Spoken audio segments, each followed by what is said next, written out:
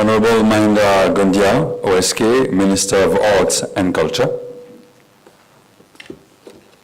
Mrs. Jasmine Toulouse, Permanent Delegate of the Republic of Mauritius to UNESCO.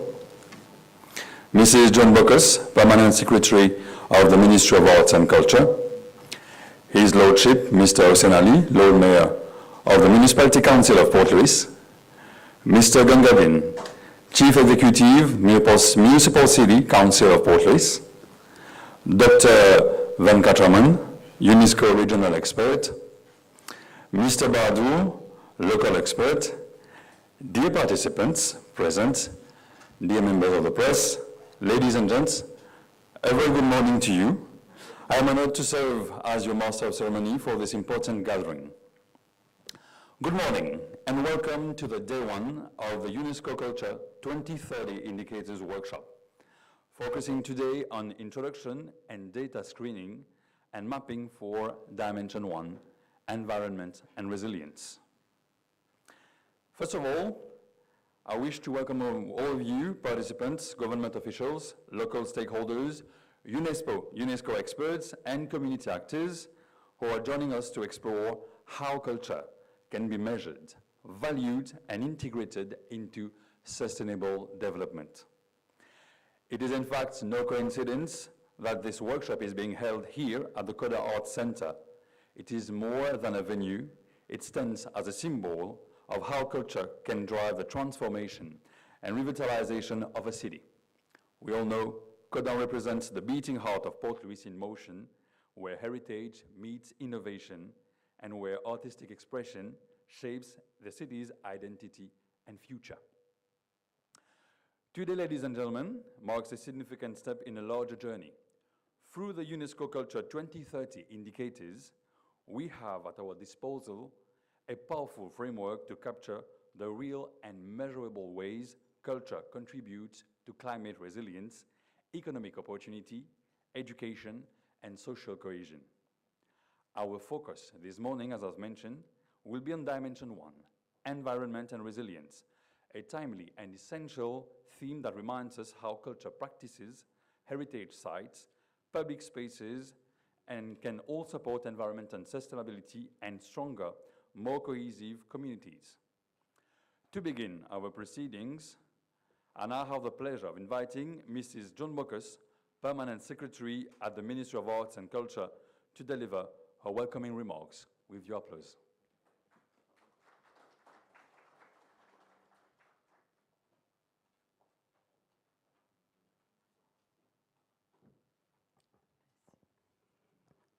The Honorable Minister of Arts and Culture, Her Excellency Mrs. Jasmine Toulouse, Permanent Delegate of the Republic of Mauritius to UNESCO, His Lordship Mr. Hossein Ali, Lord Mayor of Port Louis, distinguished representatives from UNESCO, esteemed colleagues from various ministries and parastatal bodies, valued stakeholders from our vibrant cultural and creative sectors, ladies and gentlemen. A very good morning to you all. On behalf of the Ministry of Arts and Culture, I have the immense pleasure of welcoming you to this pivotal kickoff workshop for the implementation of the UNESCO Culture 2030 indicators in Mauritius. Your presence here today signifies a shared commitment to elevating the role of culture in our national development agenda. And I am truly grateful for that. This workshop marks a significant milestone for Mauritius. For too long, the profound impact of culture has been intuitively understood, but not always comprehensively measured. Culture, in fact, enriches lives, fosters identity, builds bridges between communities, and fuels creativity. Yet, translating inherent value into quantifiable data and strategic policy has been a challenge that many nations, including our own, have faced. It is precisely this challenge that the Ministry of Arts and Culture that led the Ministry of Arts and Culture to reach out to our esteemed partners of UNESCO. I wish to take this opportunity to extend our deepest gratitude to UNESCO for its invaluable support, guidance, and expertise since we first approached them for assistance. Their responsiveness and commitment to our vision have been truly commendable. This collaboration underscores the spirit of international cooperation vital for achieving our shared global goals. Thank you, UNESCO, for believing in Mauritius and for empowering us with the tools to embark on this crucial journey. Ladies and gentlemen, the UNESCO Culture 2030 Indicators Framework is not merely a statistical exercise. It is a transformative instrument. It provides us with a robust, internationally recognized method of sustainable development. This framework allows us to move beyond anecdotal evidence and to truly understand with data how culture contributes to our economy, our social fabric, our educational outcomes, and our environmental sustainability. Through the rigorous application of these indicators, we aim to quantify the economic contribution of our cultural and creative industries, assess the social impact of cultural participation, identify gaps in our cultural infrastructure and policy framework, and inform the development of our forthcoming National Cultural Strategy and Action Plan. Mauritius has always been a responsible member of the international community, and our commitment to culture is reflected in our adherence to key international conventions.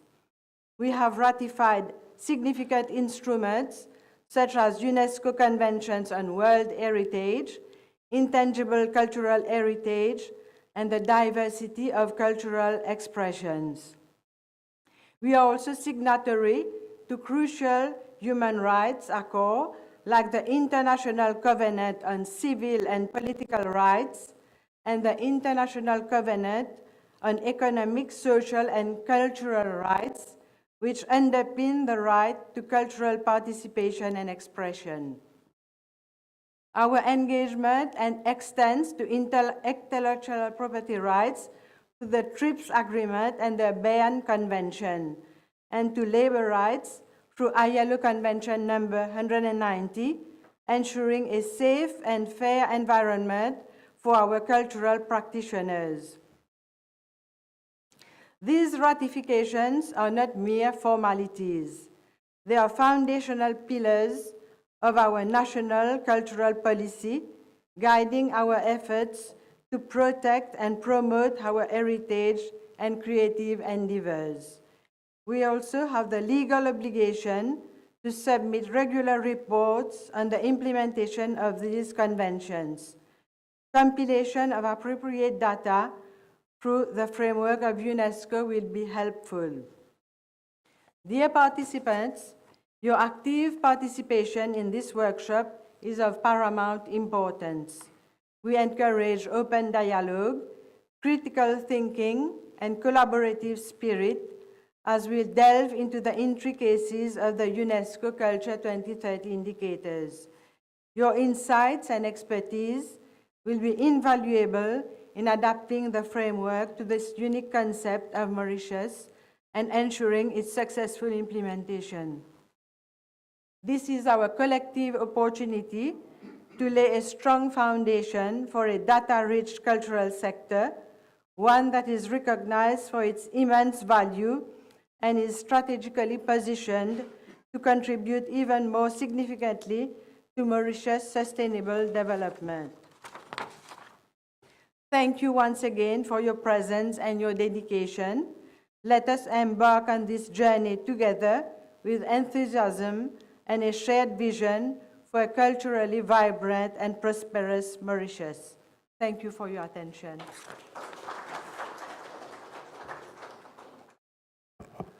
Thank you, Mr. John Bocuse, for setting the tone with such clarity. I will now, ladies and gentlemen, invite Mr. Bouden, Director of Culture at the Ministry of Arts and Culture, to address us.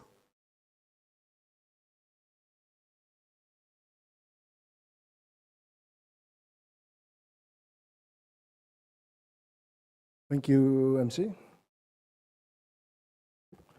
Honorable Minister, Lord Mayor, our delegate to UNESCO, colleagues, distinguished guests, experts, participants, ladies and gentlemen, good morning. We will be going through a snapshot of the ecosystem of arts and culture in Mauritius.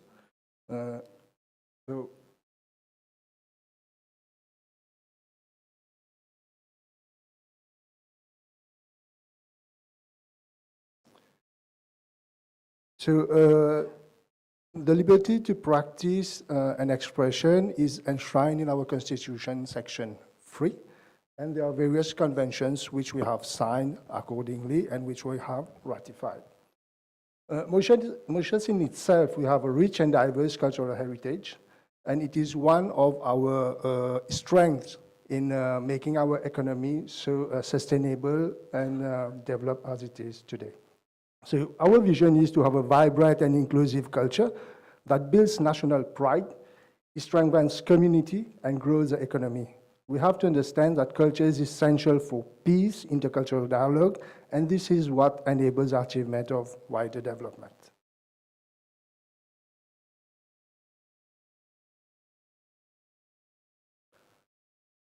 Culture is not static. What we see, it evolves over time. We have been having, like years back, Gitgawai, Sega Chipik, but what we see today is evolvement in culture, and we have new types of music, among other things. With respect to key legislations, we have MAZA, which was set up in '89, which was established under the Copyright Act of 1986, and then we have been having changes over time. One very important law and institution is EDB, because when we talk of arts and culture, it's not just music, it's an economic sector. We talk about development, we talk about investment, and EDB has a very important role to play. We have different regulations also which have been set up, like we have for the film industry.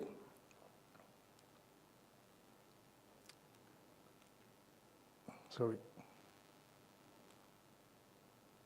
We have the Status of the Act, the Status of the Artist Act 2023, which we expect to review to work on the status of the artist anew. We have the different intellectual property rights legislations, the IPA, and very important, the Copyright Act 2014, which was amended in 2017, and other laws which have an impact on arts and culture, especially performance, and today we are talking about content creation. We have the Cybersecurity and Cybercrime Act 2021, as well as the ICT Act 2021. To have an economy which is moving forward, we need to have a set of measures which are put in place and directions to go accordingly. So there's a set of measures which have been announced in the government program, and I will just mention some of them, which is the setting up of a cultural desk, which will facilitate the obtention of permits. We have the Directory of Musical Heritage in the Indian Ocean. One very important measure is the setting up of a National Arts Open Commission, which is expected to be set up this year per se and getting operational. We have the setting up of a cultural rebate scheme. We have a rebate scheme for the film sector. Now it is expected to span over the different sectors in arts and culture, the renovation of public arts gallery, and very important, the development and promotion of cultural tourism. This is a very important sector, and the different measures somewhere is going to come and contribute towards cultural tourism, being internal and external also. Now, the ministry doesn't work in a vacuum, doesn't work alone. So we work with different institutions, and we have over 30 parastatal bodies which falls under the ministry.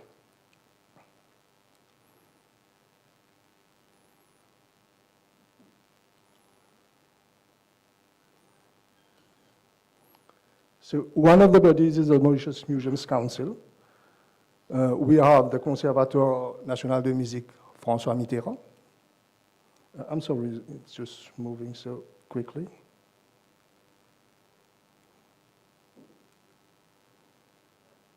We have different cultural centers.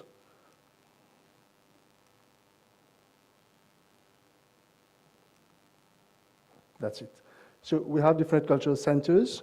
We have the Mauritius Museums Council. We have the National Heritage Fund, which has a very important role to play, because it's not about only listing sites and only renovating and keeping sites, but it is also very important to have a local economy around these sites. And as you would see, SDG 1, Sustainable Cities and Communities, SDG 8, which is Decent Work and Economic Growth. So through these different measures, we'll be able, at the same time, to achieve these different SDGs.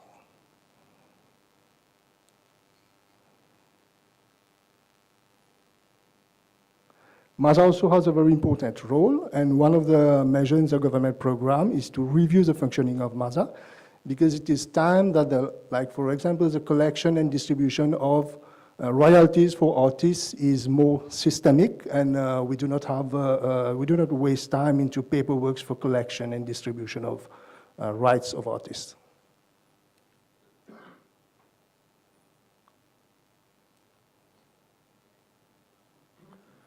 I'll come now to the indicators per se. So we've been working since some time with UNESCO to ensure that we put in place the Culture 2030 indicators.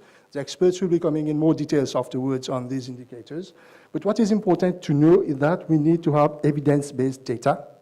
We need robust, quantifiable, and data on which we can believe ourselves.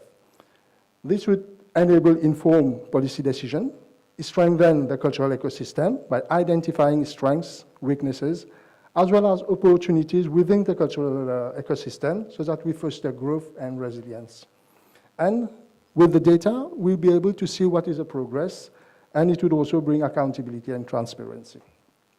Now, it would also be an opportunity to benchmark this data. So it's not only about Mauritius, but also see what is happening in other countries, those who are more developed SIDS countries, to see if we are going on the right direction. What would be the result? There would be targeted growth, because we'll be able to understand culture better to focus development where needed, because culture is not only music, it's not only dance, it's much more than that. Policy would be taken based on evidence, so it is important to collect good data, as we say, garbage in, garbage out. So the system that we put in place is very important. We'll be also able to measure the economic impact, like when we see countries like USA, etc., we see that cultural CCIs have a huge contribution. I'm sure in Mauritius also the contribution is quite vast, but we are not able to capture all the different aspects of culture in our data. That would also enable us to see and take decisions with respect to future plans, where we are going, the decisions we are taking are right, or what we have to correct and adjust accordingly. And it would be very helpful because we have to do reporting for different conventions, so that would be very helpful for reporting on different conventions also. Talking on conventions, so we have a series of conventions we have signed, be it for education, being for arts and culture. So I won't delve into details, but just to mention some which are very important. PS just mentioned the World Heritage Convention we signed, for which Aprabasigat and Le Monde got listed. We also have the Convention for Intangible Cultural Heritage. Very important also is the WIPO conventions we have signed with respect to copyright. And today, in a world of content creation, our convention sign and our legislation framework is very important. Now we are talking of AI. Would we be viewing our Copyright Act in view of AI, the challenges? So that is something I think would be coming in due course. Budgetary allocation seems to be a shocking figure, 0.37%. But what is important to see also, what we achieve with 0.37%. So maybe once, with the support of UNESCO, we come to know what are the real contribution of culture, more resources will be put at the disposal of ministry to achieve more with respect to arts and culture, which will be having in due course a multiplier effect to contribute more to the economy.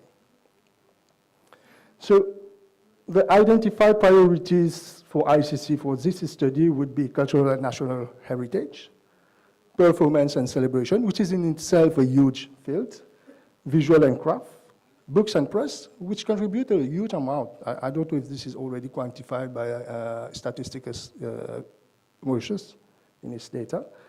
Audiovisual and interactive media, which is, today I was talking about content creation, which is taking a huge, contributing so much today, not only to economy, but to the livelihood of many people. Design and creative services also, which is very important. Like today, architecture counts into the creative economy, but it is being counted today into our system.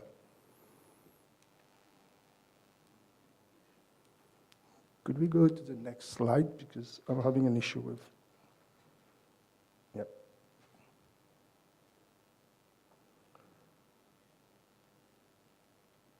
Okay, so what is a strategic direction? We will be having an Assise des Arts et de la Culture very shortly, where, as Minister was very, is one of his priorities to give everybody this opportunity to come and give their opinion and their proposals for implementation in the Assise.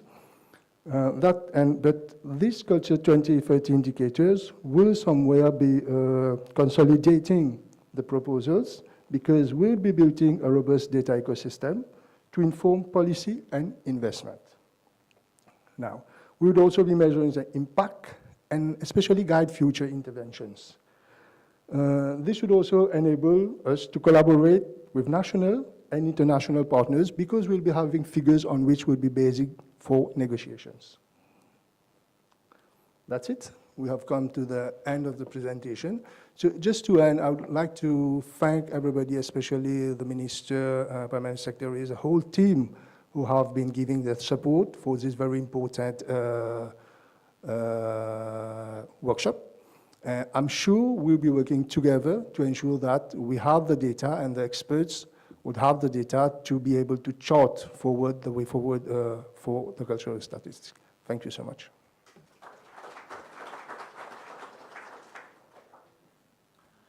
Thank you for these valuable insights, Mr. Wooden. Ladies and gentlemen, I will now, I will now invite Mr. Osenali, Lord Mayor of Port Louis, to address us. Please welcome him.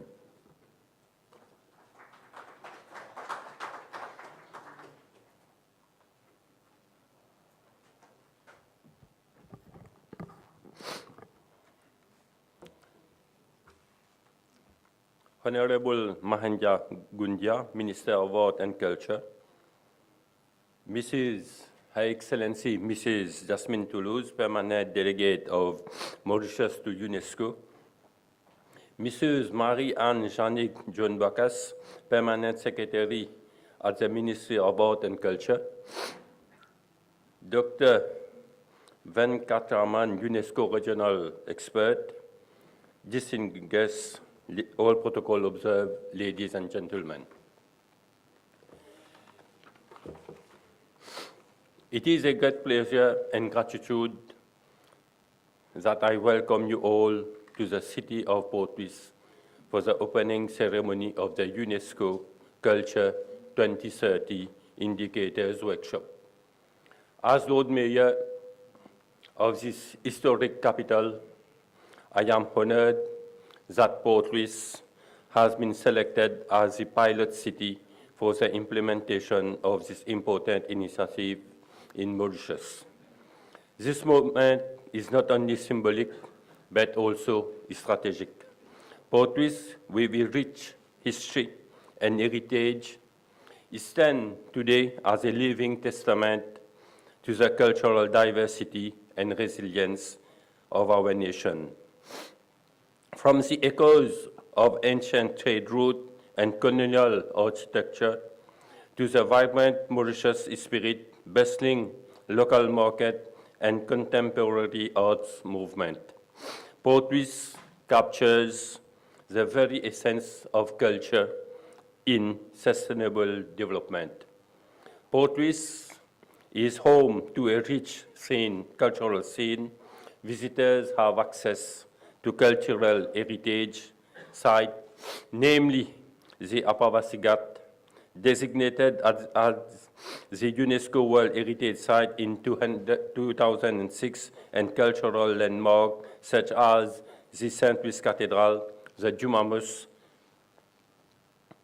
the Sokalingam Meenakshi Amman Temple, also known as Kailason, the Central Market, the Western Cemetery, and Chinatown, amongst all.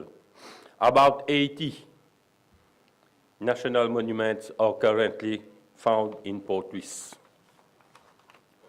Mauritius is a remarkable example of unity in diversity.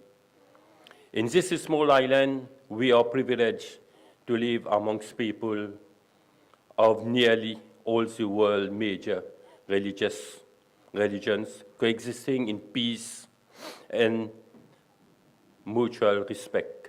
This is not a merely coincidence, but the result of generations who has chosen understanding over division. From a young age, our children are exposed to this unique multicultural fabrics. They grow up celebrating each other's festival, learning multiple languages and respecting a variety of traditions and beliefs.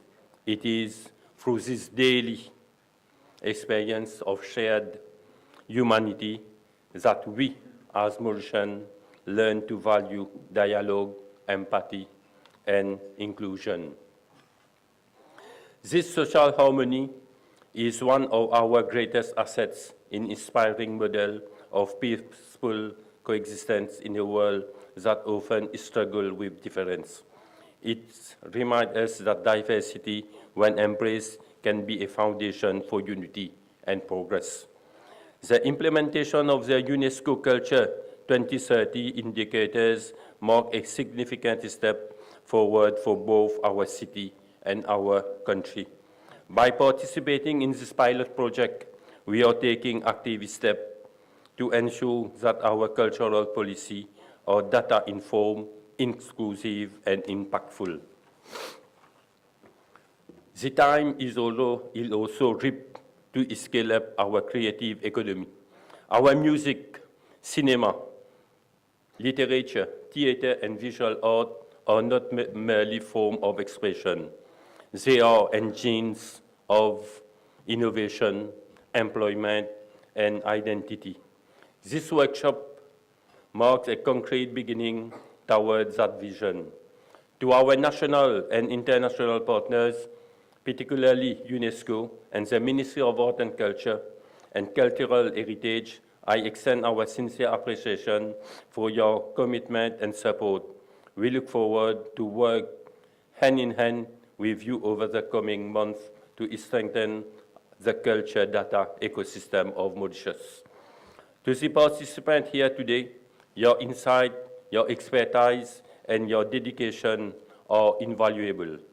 I encourage you to engage openly in the dialogue and training session and to bring forward ideas that reflect both local realities and global aspiration.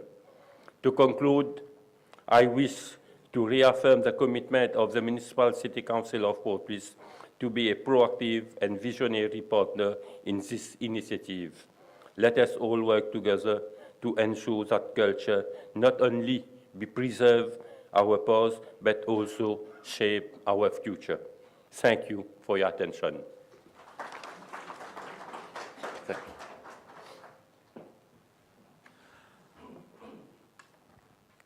Thank you, Mr. Hossein Ali. We will now welcome, ladies and gentlemen, Mr. Gangadin, the Chief Executive of the Municipal City Council of Port Louis, who will drive a presentation on the cultural significance of our host city, Port Louis. Please bring your hands together.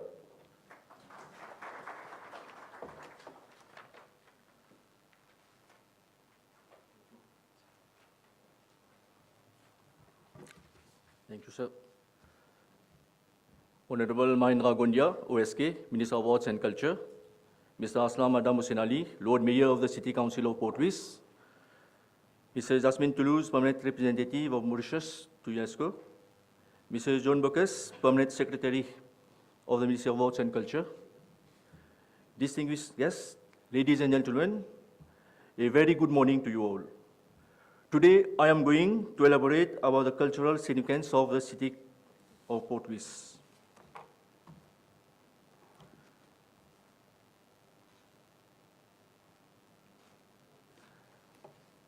Yes, my name is Mr. Gangadin, Chief Executive of the City Council of Port Louis.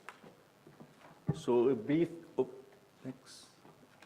overview about Mauritius. So Mauritius is an Indian Ocean island of volcanic origin and forming part of the African continent. It is known for its sun, sea, beaches, lagoons, and reefs.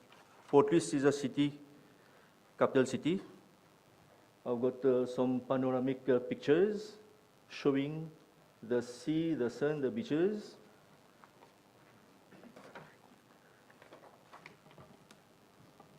Port Louis has an area of 46.7 kilometers square and has a population of about 155,226 inhabitants.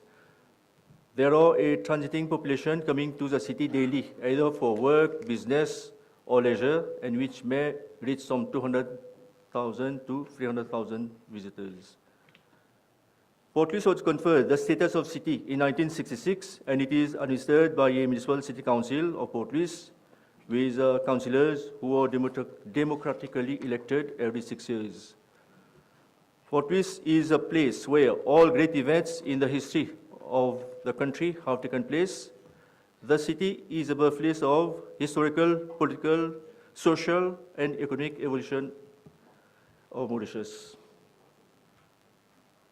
It is home to the biggest port and financial center of the region.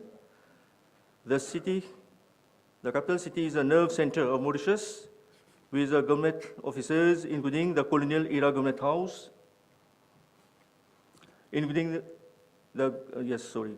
era government house, and with the concentration of most commercial, economic, administrative, and judicial activities. It abounds in cultural heritage sites, including the Apravasi Ghat World Heritage Site, besides other cultural landmarks such as the Saint Louis Cathedral, the Jama Masjid, the Citadel, the Chinatown, among others.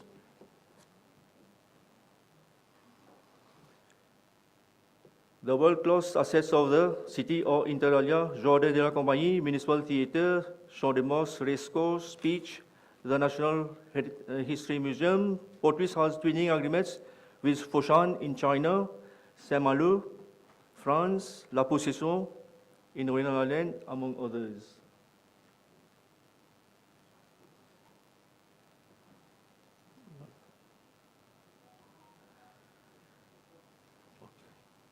Next.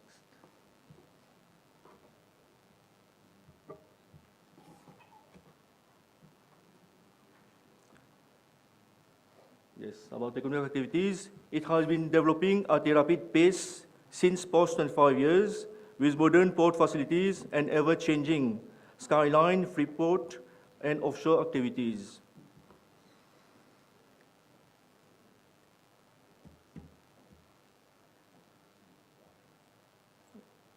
New projects are coming on for a major transformation of its landscape.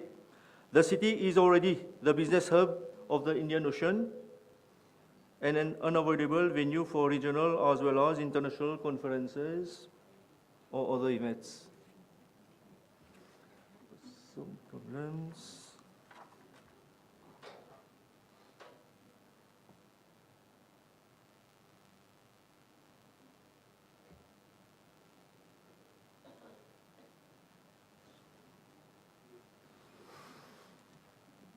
Port Louis as a cosmopolitan city. Yes, sorry. Port Louis as a cosmopolitan city is a showcase of Mauritius, the reflection of a mosaic of cultures and traditions which originated from all continents with a strong historical background and emerging modern elements. This multiculturalism gave birth to a blend of artistic and musical form. In Mauritius, we are proud to be a multicultural society. We celebrate each other's festivals, eat each other's food, and speak a beautiful mix of languages. Sega music and dance emerged during the slavery era. Subsequently, the rural forms of music like the Mauritian Bhojpuri songs and Qawwali melted in the cultural fabric during the period of indentured labor remained popular.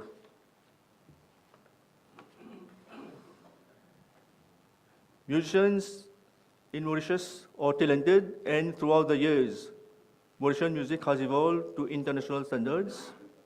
For instance, the Git Gawai, a pre-wedding ceremony of Bhojpuri speaking people, was listed in the Intangible Cultural Heritage List of UNESCO in 2016.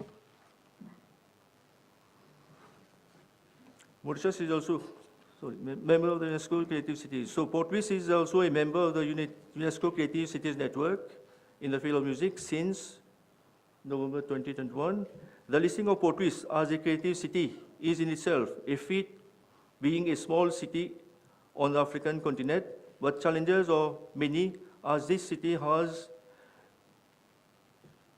pledged to place culture and creativity at the heart of its sustainable urban development, to be in line with the Sustainable Development Goal, to make cities and human settlements inclusive, safe, resilient, and sustainable.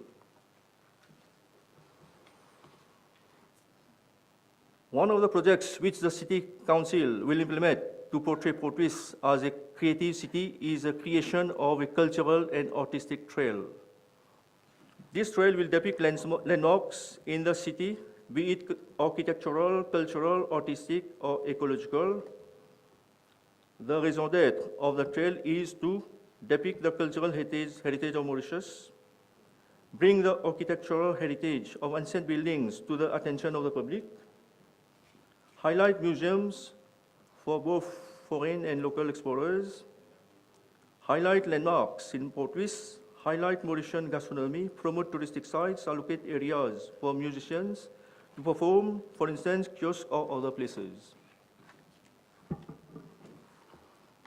The proposal attempts to contribute to making Port-Louis more vibrant, creating cultural and art spaces that align with the theme of music with other forms of artistic expressions. It aims to follow the UNESCO Creative City Network goals to make Port-Louis inclusive, sustainable, and future-oriented. We have got the Municipal Theatre, which is a historic landmark and an important cultural institution of the city. It is one of the oldest theatres and playhouse in the Southern Hemisphere. A theatre is often considered as a key feature of cultural and artistic promotion. The Municipal Theatre is currently undergoing renovation and upgrading works so that in the near future, the artistic vocation of this patrimonial building is revived. Some heritage sites in Port-Louis listed as a UNESCO World Heritage Site in 2006, Apravasi Ghat is an immigration depot where the first Indian immigrants set foot on the island under the British colonial era. We have got the Intercontinental Slavery Museum, the building, one of the oldest and formerly the military hospital built by slaves, has been restored to house the Slave Museum. It is next to the UNESCO World Heritage Site of Apravasi Ghat. Some of the cultural main activities where the City Council of Port-Louis participates and provides facilities of the Chinese New Year celebration. As you can see, 3 demonstrations of the lion and dragon dance. We have got the abolition of slavery, where we usually participate in rifling ceremony at the Monument de l'Esclavage, inconnu. We have got the Taipusam Kavadi, where the City Council of Port-Louis participates actively and provides facilities to all the cultural associations. Again, for Mahashivratri, We provide many facilities to associations and other clubs and the population at large.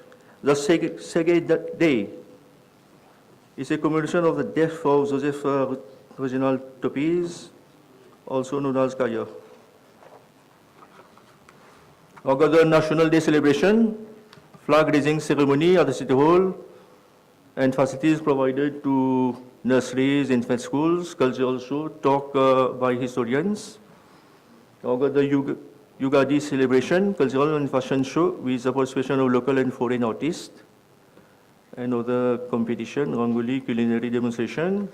We got the Eid celebration, cultural show, Ghazal night, family recreational day. On 30th of April every year, we participate in the International Day, Jazz Day, live concert, musical performance at Caudan Arts Center by Atelier Mozart.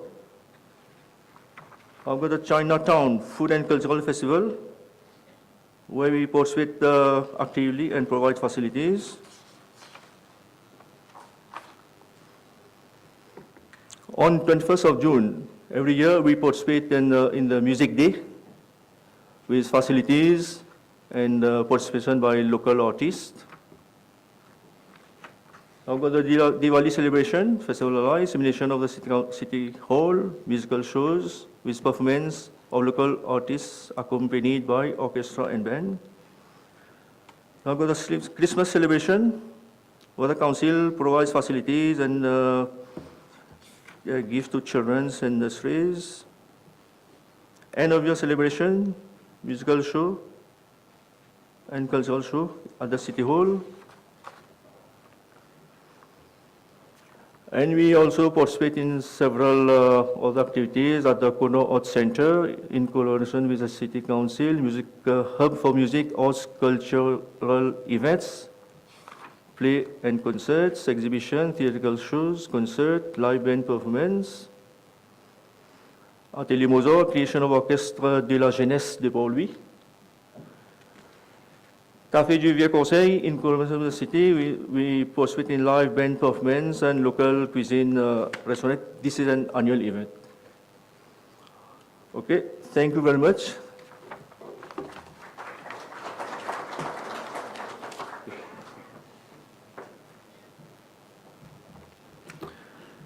Thank you, Mr. Gangadin.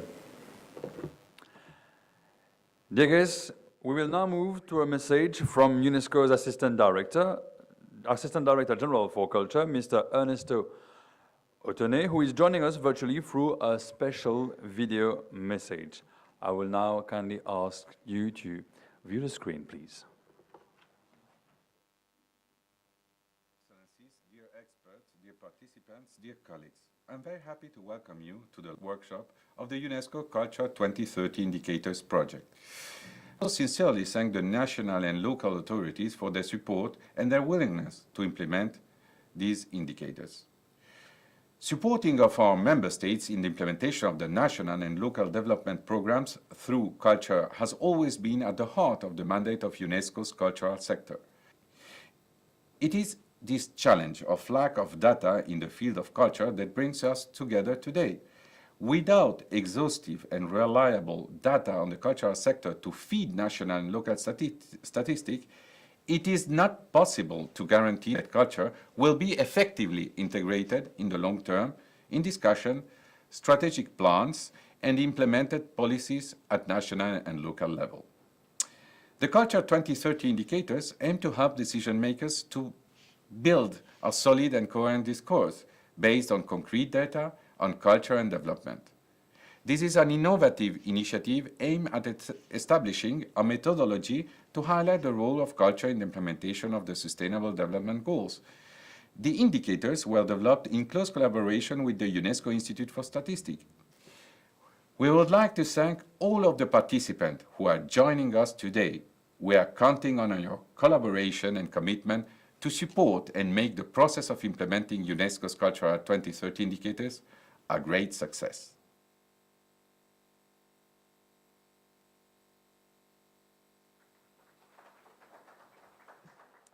And we thank Mr. Otone for that thoughtful and inspiring message.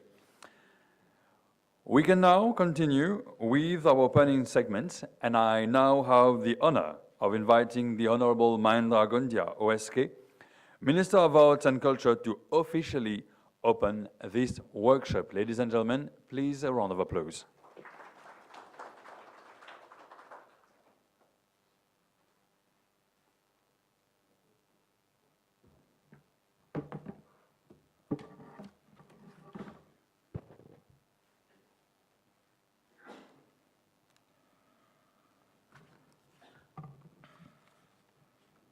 Mrs.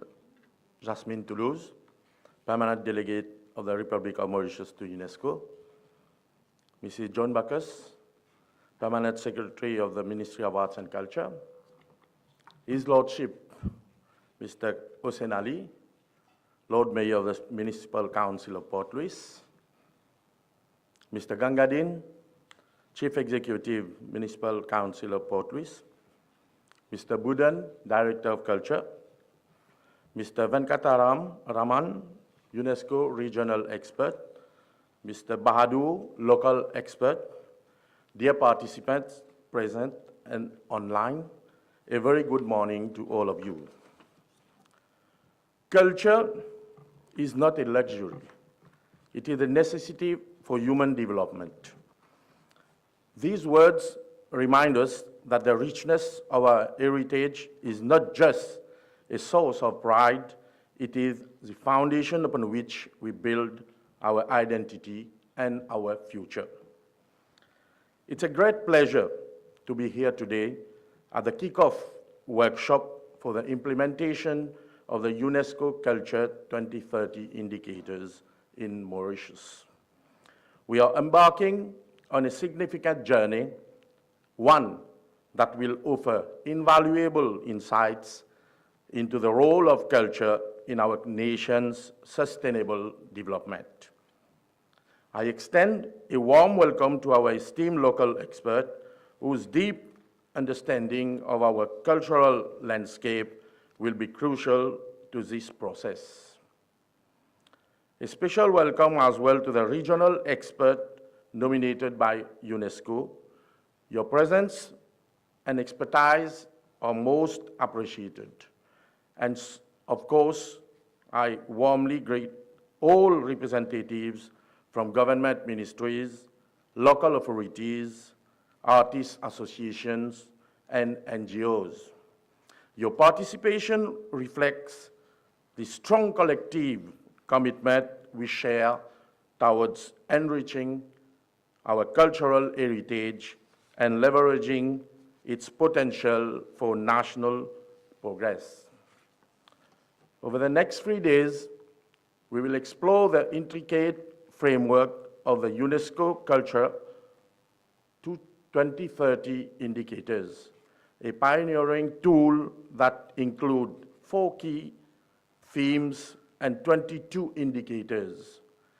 These cover the environment, prosperity, knowledge and skills, and social inclusions, offering a comprehensive lens through which to understand culture's multifaceted contributions to development.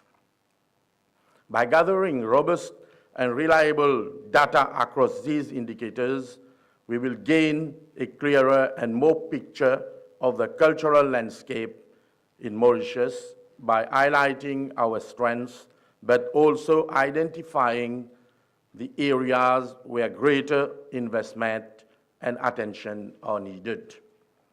The significance of this process cannot be overstated. With accurate information, we can shape evidence-based policies to evaluate our cultural sector, supporting artists, preserving heritage, and stimulating cultural industries. This data empowers us to move beyond anecdotal insights and take decisions aligned with our national priorities. In a culturally rich and diverse nation like Mauritius, this initiative takes an even greater meaning. From the historic streets of Port Louis to the vibrant sounds of our Sega, from the artistry of our craftsmen to the spiritual depth of our ancestral traditions, culture lives in every corner of our island. Take, for example, the festival to the world. Our vision is clear. A Mauritius where culture is recognized not only as a reflection of our past, but as a powerful force for our future, a force for economic vitality, social cohesion, and sustainable development. This workshop marks the beginning of a collaborative effort. We are here not only to learn, but also to share our experiences, challenges, and aspirations. The success of this initiative depends on your active engagement. I encourage you all to participate openly, ask questions, offer ideas, and ensure that the data collected reflects the rich and diverse cultural reality of our nation. Allow me to express my heartfelt gratitude to UNESCO for their invaluable support. Your commitment to promoting culture as a pillar of sustainable development is both visionary and inspiring. We are proud to be working with you on this meaningful project. To all of you present today, thank you for your dedication and commitment. Your presence is a powerful affirmation of the value we place on culture. With these remarks, ladies and gentlemen, I am pleased to officially declare these 3 days workshop open. Let us move forward with determination, collaboration, and a shared vision for a culturally vibrant, inclusive, and sustainable Mauritius. Thank you for your attention.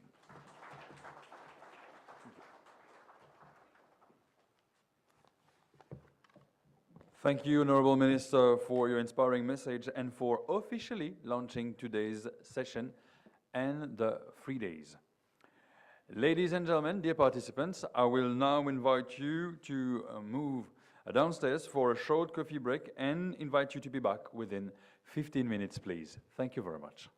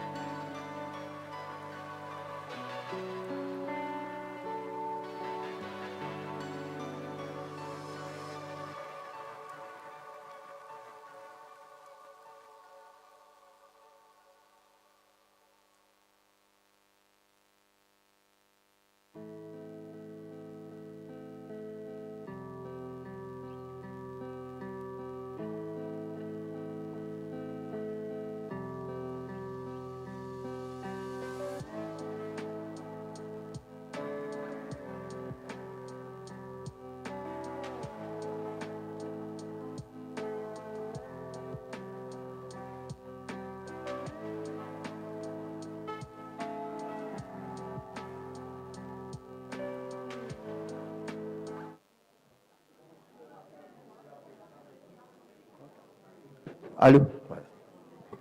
Hello, ladies and gentlemen. I'm Deepak Bahadur, the local consultant.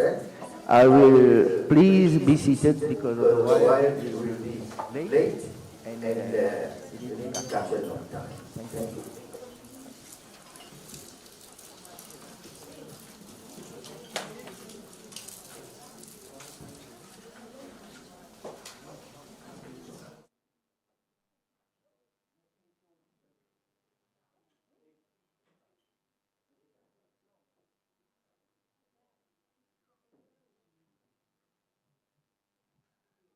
So good morning, everyone. I think we have already said good morning a lot this morning. And I will call to the mic Mr. Dr. Venkatraman, and he will be introducing himself, and we'll start the workshop right now. Thank you.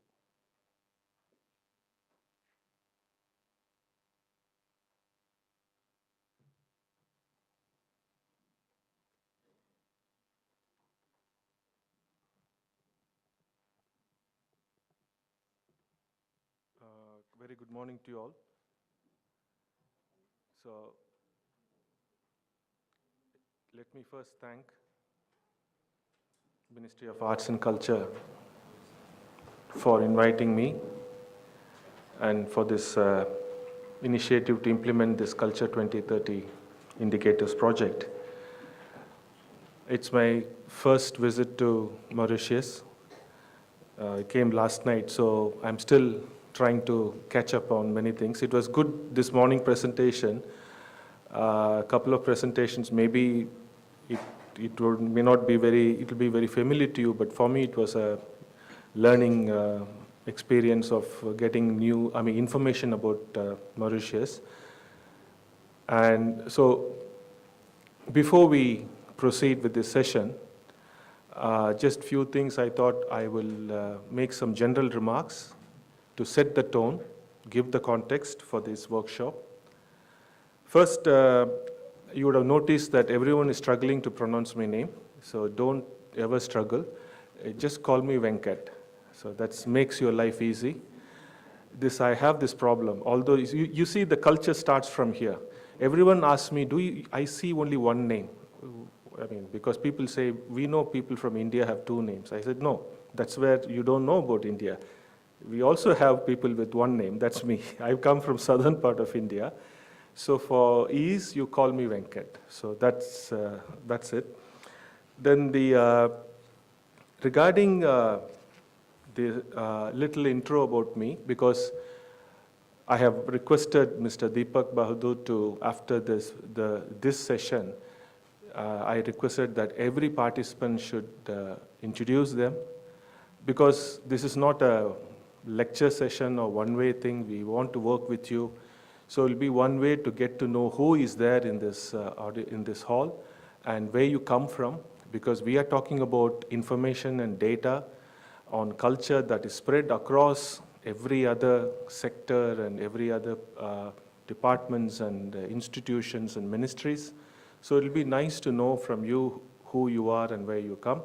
So I thought, let me start this with briefly about me. As I said, my name is Venkat. I work as a regional expert for the Culture 2030 Indicators project for UNESCO Paris culture sector. I basically work for both the UNESCO education sector and culture sector. So I'm kind of I'm both an education statistician as well as a culture statistician.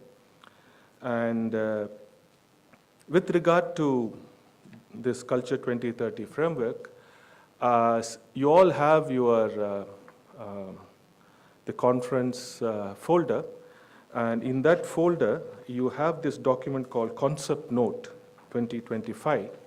And if you go to the last page, this is something that you have to keep that all the time with you, because this workshop is basically about this.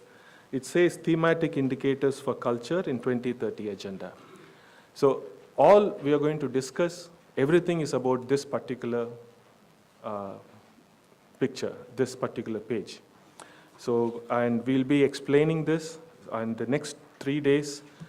We'll be going from one dimension to the other, and the video message soon after my intro by the Assistant Director of World Heritage Center, Dr. Jyoti Hosagraha, will explain you the process, how we came about, where it started, and what this culture framework is all about, briefly.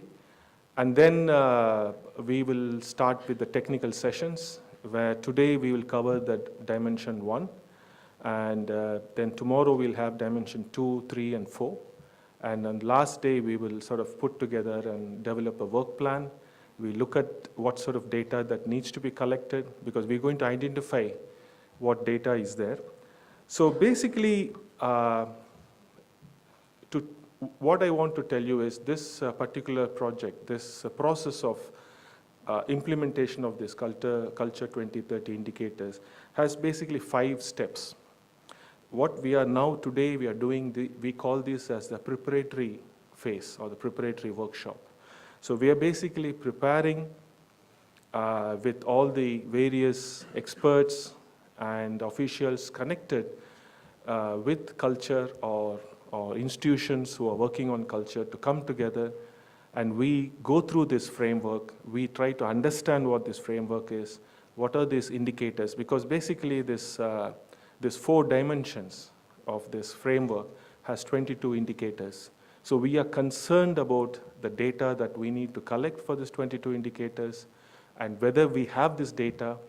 And there are issues related to data in terms of whether this data is comprehensive, whether it is disaggregated, whether it's of quality, whether it's collected periodically, all those things. So we look into all these aspects.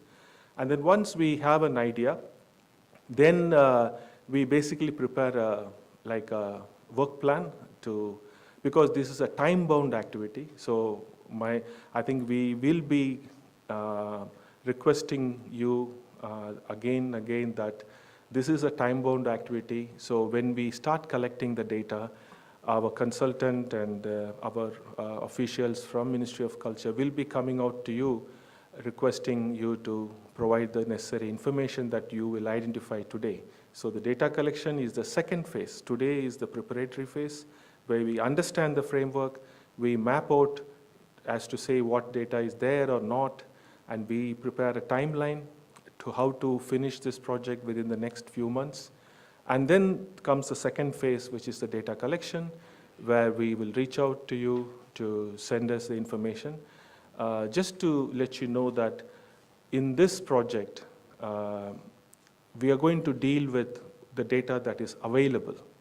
So we are not going to collect any new data, although the director this morning stressed on the importance of creating the necessary data ecosystem, which is absolutely needed, because culture is not an easy subject to collect data, to monitor, and also to measure the impact of culture. But because this is only a preliminary phase, so we want to know what is out there that we can collect quickly and prepare what is known as a culture profile.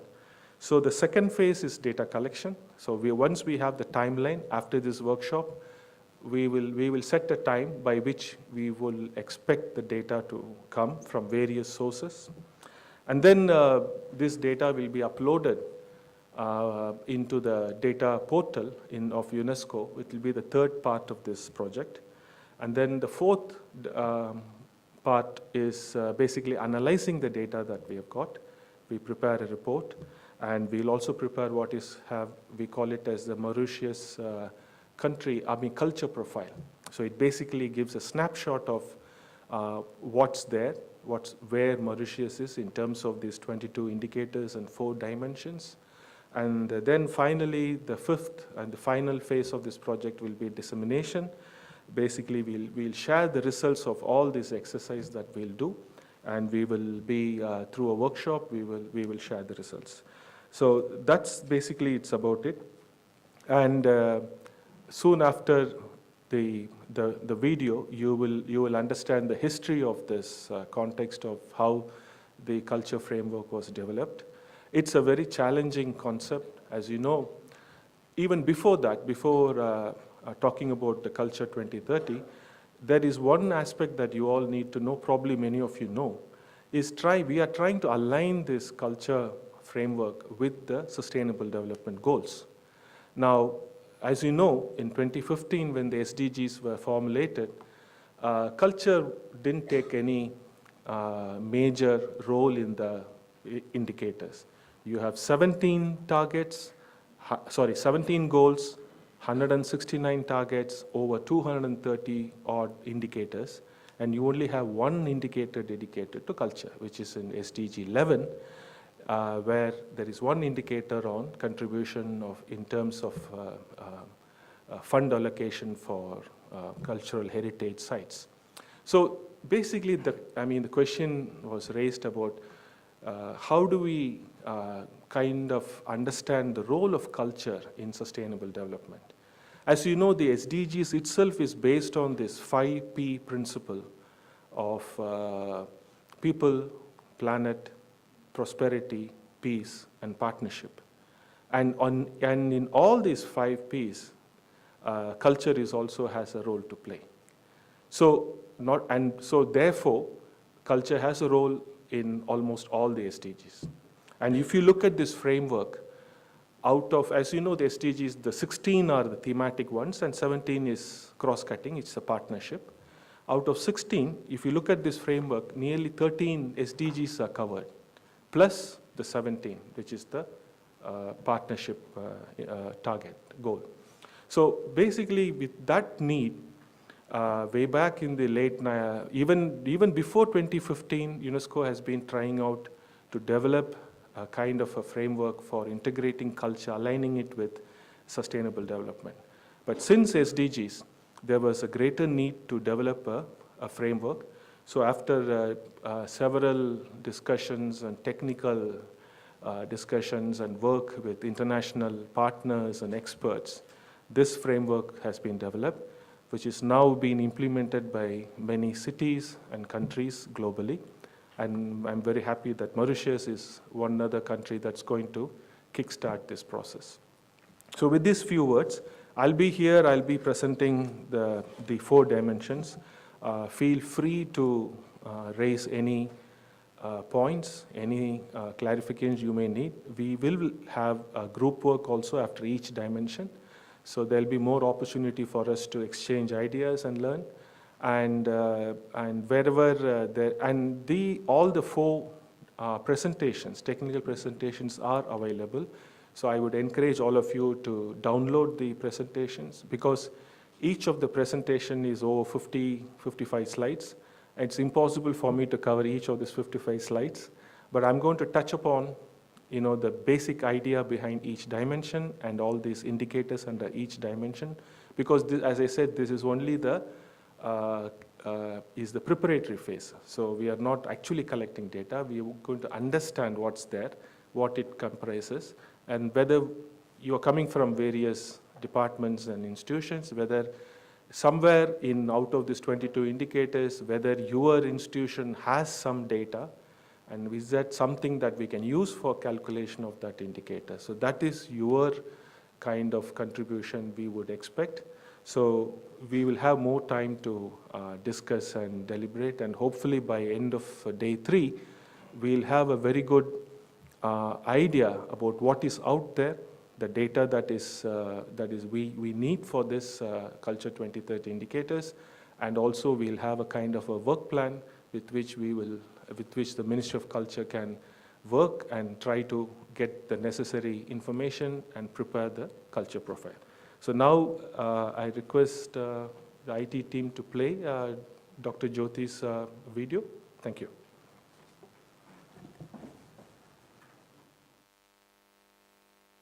Hosagrahar. I'm the Deputy Director of the World Heritage Center, and it's my great pleasure to be with you today through this video message. Let me turn on my presentation so that I can share that with you. I want to be able to introduce you today to the UNESCO thematic indicators for culture in the 2030 agenda, the UNESCO Culture 2030 indicators. UNESCO has developed these indicators as a framework of indicators to measure and monitor the contribution of culture to the national and local implementation of the targets and goals of the 2030 Agenda for Sustainable Development. Culture has been only integrated into the 2030 Agenda for Sustainable Development through one target, which is SDG 11.4, and the indicator for that, which is the SDG 11.4, is on strengthening the efforts to protect and safeguard the world's cultural and natural heritage. This target is monitored through the indicator measuring spending on the preservation, protection, and conservation of all cultural and natural heritage and the expenditure on it. However, this target alone does not reflect, and this indicator alone does not reflect, the role and contribution of culture to the 2030 Agenda. The purpose of the indicators, the Culture 2030 indicators, is to make culture more visible and thereby ensure its better integration into sustainable development, planning, programs, and actions and policies. Additionally, the indicators aim to gather data on culture, which is often fragmented and located across different institutions and agencies. The culture sector has lacked reliable data collection, measurement, and monitoring processes, which has hindered the program and promotion of culture's role and contributed to its marginalization in development funding mechanisms, such as the UN Sustainable Development Cooperation Frameworks. Making culture's role more visible contributes to sustaining national and local policies and actions. The framework acknowledges and facilitates the safeguarding of cultural and natural heritage to promote creative practices and sustainable urban development alongside heritage protection.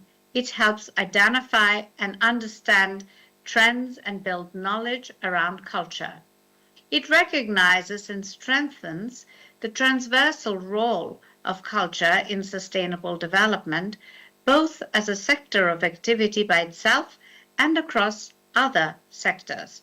Furthermore, it enhances and improves funding opportunities for the culture sector and allows for monitoring the global progress of culture in the SDGs. The framework is primarily based on existing data sources. It follows certain guiding principles. It uses both qualitative and quantitative data to evaluate the contribution of culture, integrating data from UNESCO's culture conventions and programs. It develops tools to measure culture at both the national and at the urban levels, and it prioritizes capacity building for relevant agencies and authorities and emphasizes the value addition of the data collection processes. Additionally, it is adaptable to different statistical capacities and provides an aspirational tool rather than a normative assessment, reflecting the conceptual framework of results-based management. The implementation of the Culture 2030 indicator places a strong emphasis on capacity building at all levels. In 2023, the UNESCO Culture 2030 indicators expert facility was renewed, and experts are now fully trained to support member states and cities in effective implementation of these indicators. Capacity building efforts are extended to national and local officials as well as decision makers with a focus on advocating for culture as a key driver for sustainable development.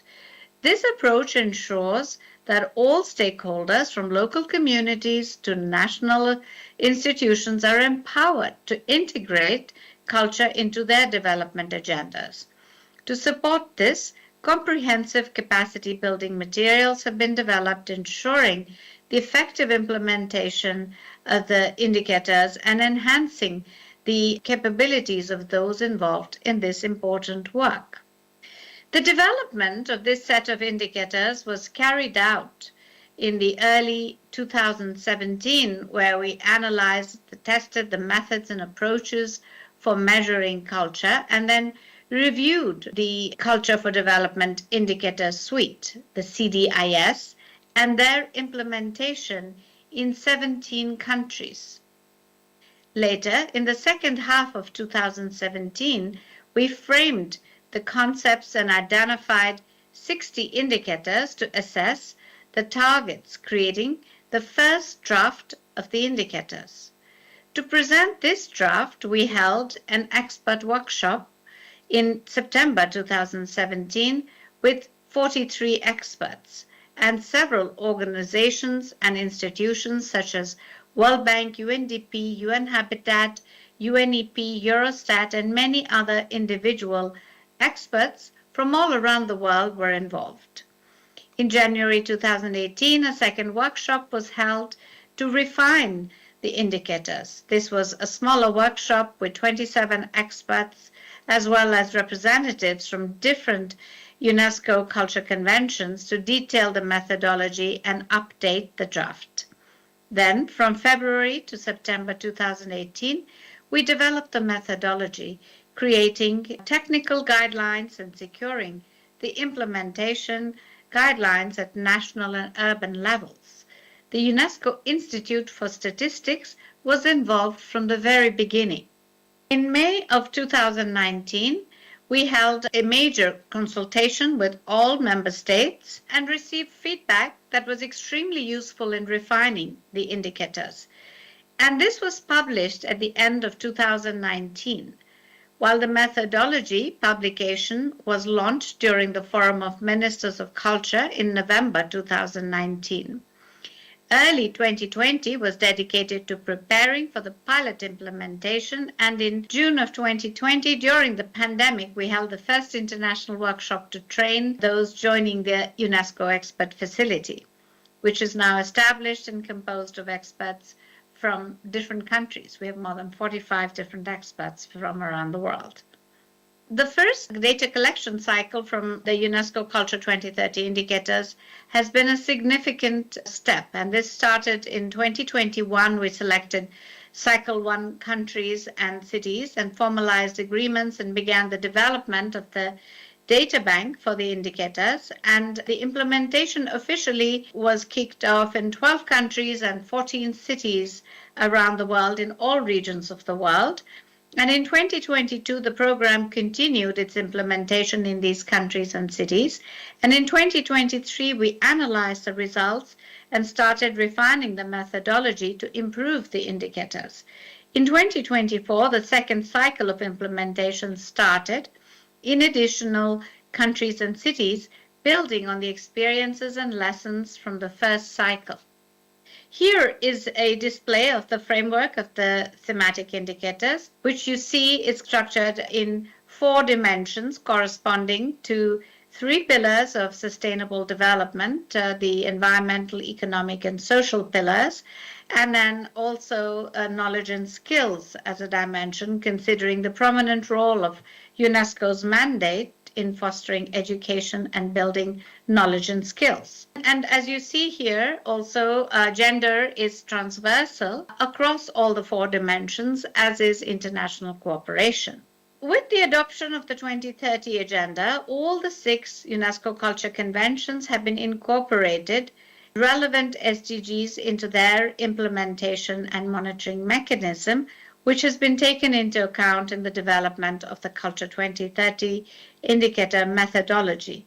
The methodology embeds existing data coming from the periodic reporting of the UNESCO Culture Conventions, as well as the 3 recommendations.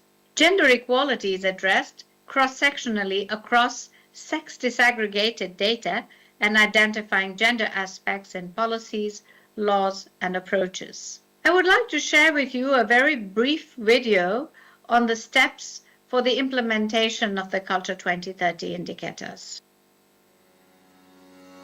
The implementation of the Culture 2030 indicators will run through 5 steps.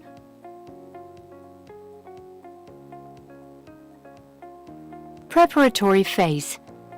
To begin, Identify key national, local partners and stakeholders through a collaborative process and outline the roles of each partner to build the team. With a team in place, master the Culture 2030 indicators methodology. UNESCO accompanies and supports all phases of implementation. Review policies and institutions, map data sources and draft a work plan with timelines.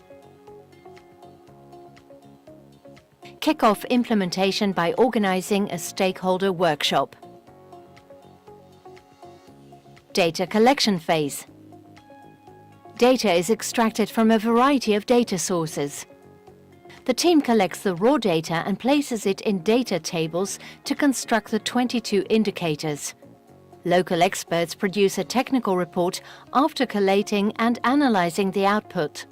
Access the Culture 2030 Indicators online portal. Submit completed data tables online to the Culture 2030 Indicators digital data bank. UNESCO experts will help validate and harmonize the output.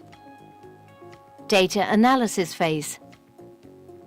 The local experts draft an analytical report and profile guided by UNESCO experts. Recommendations are developed and will help guide discussions on adjusting national and local policies and actions towards the 2030 agenda, results sharing and raising awareness. Results are shared in a final workshop, which can be used to raise awareness and encourage concrete policies and actions towards the 2030 agenda. So during the preparatory phase, its partner has chosen the city, identified lead national and lead local partner, and selected a regional expert from the expert facility. And once this is achieved, the next step is to organize a kickoff workshop to launch the implementation of the framework with stakeholders, including the relevant ministries. For successful implementation, key representatives should be included at both the national and the city levels, and the national statistical agencies, cultural associations, civil society organizations, bilateral and multilateral development agencies. At the city level, stakeholders include the city government, tourism office, Creative City Council, World Heritage Council, etc., where applicable. After the workshop, data is collected from both the city and the country level, and this is guided by the UNESCO international and regional experts, and the experts will harmonize and upload the data to be validated by UNESCO. The results and the analysis will be generated into a publication named the Culture Profile, and the implementation will be concluded through a final workshop. To ensure smooth implementation of the methodology, the data collection and the analysis is overseen by UNESCO-appointed regional and national experts. During the implementation, overall coordination will be ensured by the World Heritage Center and at the headquarters, as well as with the field office support, and the involvement of the National Commission of those countries where the implementation is happening. So you can see in a more detailed way how the different parties work together, including how we work with the experts at the national level and at the city level stakeholders, and the whole process is facilitated by the field offices and each country's national commission to UNESCO. The first cycle of implementation was successfully completed between 2021 and 2023. 12 countries and 14 cities participated in the first cycle of implementation. In 2024, a second cycle of implementation started with at least 15 countries and 15 cities participating. Of these, 10 are supported by the EU and 2 are supported by CEDA. So here is a snapshot of the publication series from countries and cities that participated in the first cycle of implementation, and these publications highlight the key findings from the data collection, results from across the 4 dimensions of the program's methodology, and the impact of culture's contribution to the 2030 agenda. They also offer recommendations for ministries on policy drafting or modification. For a more detailed and comprehensive display of the data collected, we provide a digital data bank for the Culture 2030 indicators with the dashboard to display results of the implementation. And you can get access to the data bank following the link on the right. Currently, we have all our resources, including the methodology, publication, framework, implementation video in most UN official languages. The dashboard is currently under construction. The culture profile is more of a summary, which is for high-level decision makers. So with that, I want to really wish you a very fruitful kickoff for the workshop, and thank you very much for your participation. And I very much look forward to working closely with you, and I look forward to the results of your successful implementation. So I really want to thank you again very much for your commitment and your engagement, and wish you all the very best for this implementation.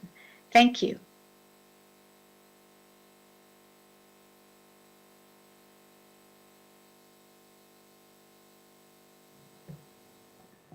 So we thank Mrs. Jyoti for explaining, making it a bit more clear to us about the indicators and also the process, which is very important.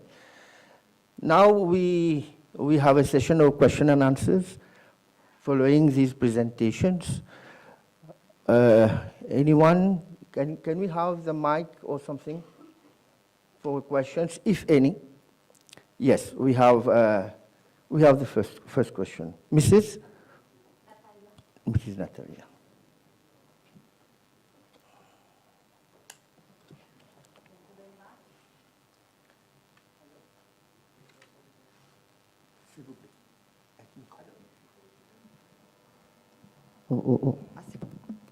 C'est bon. Bonjour, merci. Thank you very much for the presentations and also for organizing this workshop. I have two questions. As artists, we have never been asked about which city we would like to be selected for this exercise. And we have in Mauritius a terrible culture of centralization. And Port Louis is my city. I'm in Port Louis almost every week, definitely, and I like a lot Port Louis. But in terms of considering this cultural aspect, I would like just to ask if we cannot have another type of geographical reference. Let's say like one axe of cities, for example, Plain Williams is a connection of cities like Beaubassin, Rosil, Quatre-Bonnes, Vaqua, Curepip. And definitely will include Port Louis. But if we could just have something that will invite the complete country, including Rodrigues, because otherwise we have the tendency to just say, oh, okay, it's in the capital, and one day I will hear something, but we are not going to feel really involved. And you can trust me, all these cities are having cultural manifestations, and definitely they will be in the exercise. But if the name, the geographical reference is more inclusive, as it's proposed in the fourth set of indicators, inclusion and participation, it will be more appealing and more inviting. This is the first remark. And for the second one, first question, for the second one, it's our culture regarding statistics and indicators. During the work I have done here in Mauritius, academically speaking, but also scientifically speaking, we are not really strict with indicators. And sometimes when we run some software like SPSS or something like this, we are missing data, and maybe we won't hesitate to replace the missing data with data that does not exist. And it happens not only at the university level or private sector level, but also at public sector level. Sometimes the data can be accommodated, or it's cultural. See, I'm not saying it's bad, it's good. It's part of our culture because there is some pressure to submit reports or things, and so sometimes there is no data, or sometimes the data is not convenient. So we made up. And so in these terms, I will suggest that you are maybe twice more exigent than the normal. Thank you very much. Thank you very much. Can you identify you're from where, Natalia? Yes, Natalia Vadamutu, Association of Dancers. Oh, Association. Dance Okay. Esprit Ravan, which is a name in French. Okay. Yeah. So thank you very much for your two interesting questions. On the first one is, actually this, during this exercise, we will consider both Port Louis and the country as a whole. So the reason for, I mean, like if we're going to have enough information for the country, I think that will take care of all the other urban centers and non-urban centers.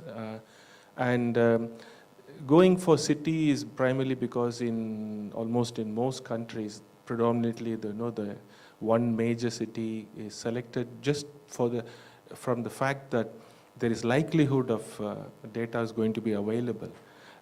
Because in many cases, I mean, culture statistics by itself is not readily available, not only here, it's a kind of a global thing, primarily because it is cutting across various other sectors and other areas.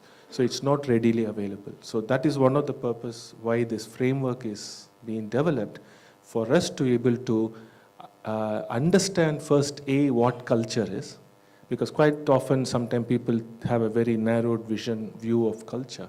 So culture is not only about performance or festivals, it also contributes to the economic development, the social development, and even connects with the sort of environmental aspects. So selecting a city and a country is to just to get the first kind of a picture at the country level as to how the culture profile is there. And then this is not the end of it. The idea is this takes forward to the next level where we start identifying the gaps, and then start looking at policy issues, whether the policy is conducive enough to introduce like data collections, so that we can cover areas that are not often covered. That actually relates to your second point, because you say quite often data is not readily available, but there is a pressure to report.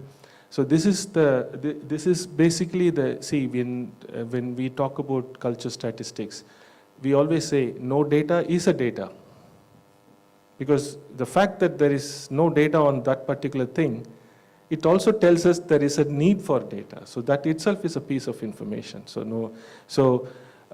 First thing is to identify where the data is. Then second comes data by itself. We can't simply say there is data, we can take it. We need to look into so many other aspects of data quality, issues of data reliability, the comprehensiveness of the data, whether the data is available at disaggregated levels. Quite often, sometimes data is there, but it's not disaggregated. And in culture, the main challenge is one particular information. Let's say, for example, I'm not talking about Mauritius, I'm just giving an example, I don't know here. Quite often in many other scenarios, we are talking about cultural institutions. And each institution will have an information. So each kind of institution will have an sort of information, and but you may not have data in an aggregated manner. So it's all kind of scattered, lying. So it's a question of bringing it together. Some have some sort of inventory or a checklist to make sure that we know what is the overall profile of it. So I mean, with regard to collecting specific data on urban centers, like you asked, apart from Port Louis, it is possible in this process. We do have representatives from Rodriguez and other important centers. So this Culture 2030 opens up. So if we think that we want to take up specific cities, we want to explore that and create a culture profile, yes. This is only a beginning of this process. This is just the first step in terms of creating a preliminary, like a simple culture profile. But the idea is to take it forward. Like in the morning opening remarks, the director said, we need to create the necessary data ecosystem that captures the entire cultural statistics of Mauritius. So it is possible. This is just a initial way of trying to implement this framework so that it gets integrated into the culture statistics system within Mauritius, so that you are able to identify the gaps and collect more information and produce necessary reports about various aspects, or even in geographic centers, urban centers, and also at the national level. I hope I have answered your question. Thank you very much. Any questions, additional questions?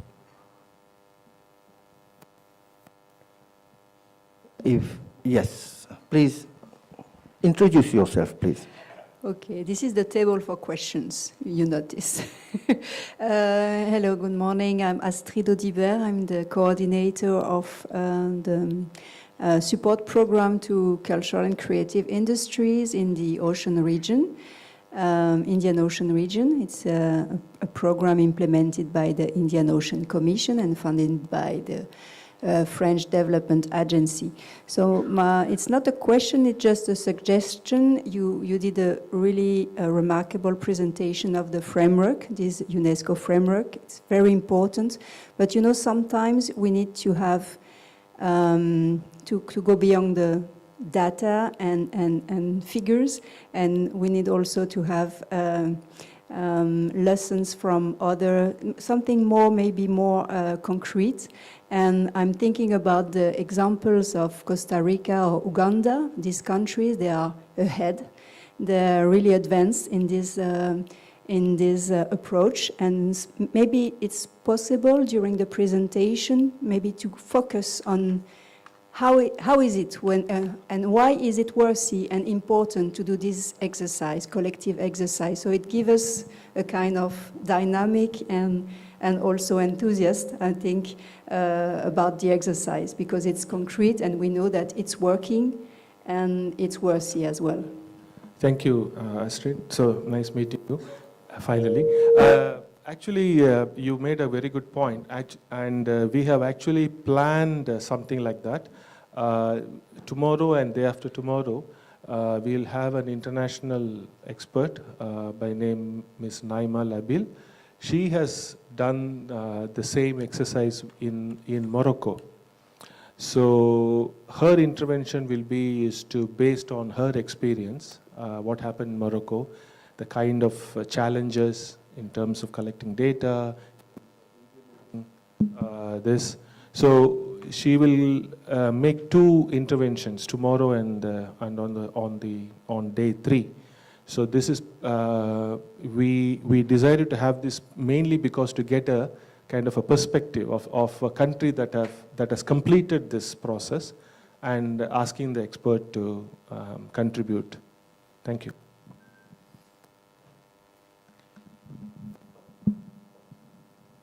Okay, if there is no further questions, then we can continue. So,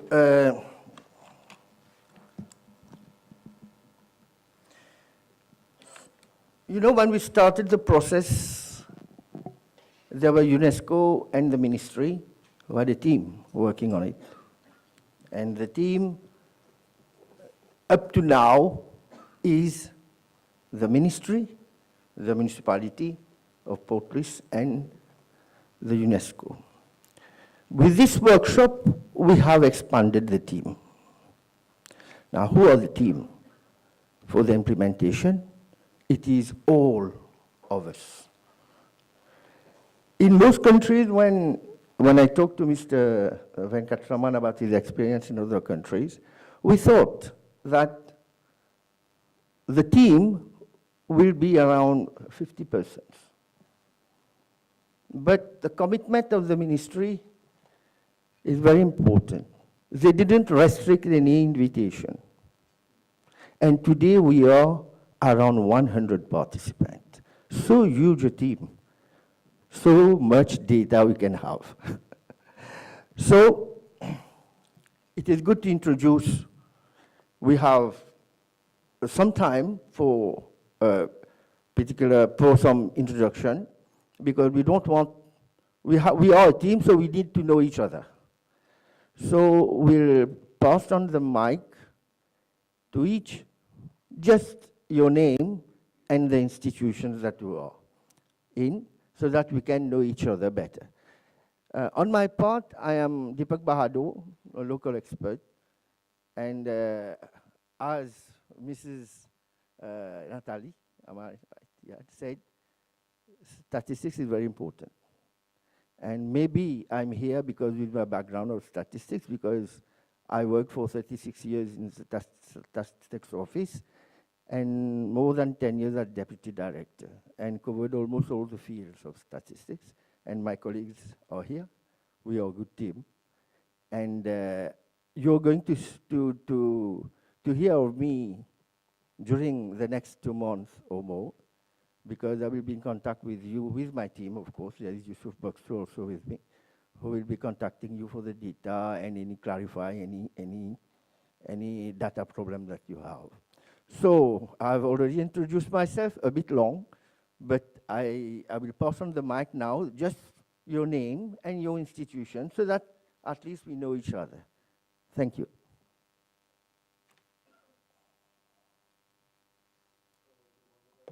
I'm Kavish Bikari, the advisor on information matters for the Ministry of Arts and Culture.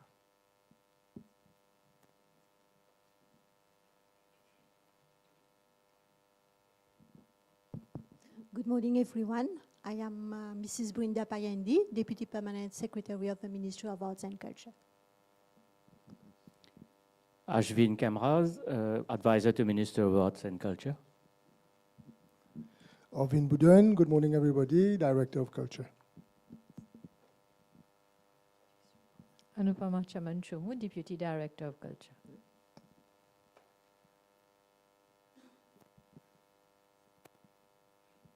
Bonjour, I am Gurudat Chatu from Rosebell. I am the owner of a private museum, Musée de la Petite Collection. Just as a request, because I am not very familiar, so if you are from any private organizations or NGO, if you can just say one sentence about what you're doing, that will be of use to me.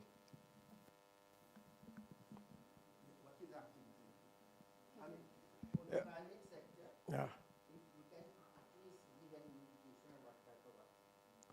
Actually, I am preserving all the heritage of my great-grandfather, and I am giving life to objects which are not talking since 20-25 years.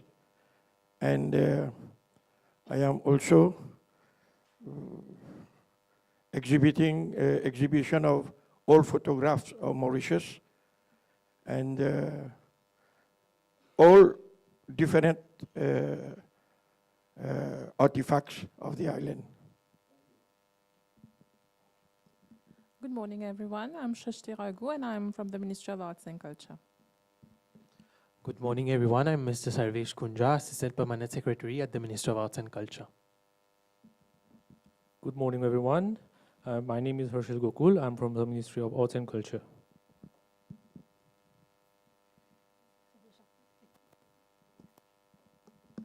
Good morning, everyone. I am Mrs. Tulsi from Ministry of Arts and Culture. Hello, everyone. Mr. Gujan Gyaneshwari, Culture Officer from Ministry of Arts and Culture. Hi, everyone. I'm Kathleen Bissoon from the Ministry of Arts and Culture. Morning, everybody. Jean-Jacques Arjun, chairperson of the Association des auteurs et compositeurs de musique. Hi everyone, Roshan Bulka, members executive of Union Artists, representing artists in Mauritius and the right for artists. Good morning everyone, I'm Chitra Rui from the Mauritius Research and Innovation Council. Good morning everyone, I'm Stéphanie Tambidlai, Director of Le Monde Heritage Trust Fund.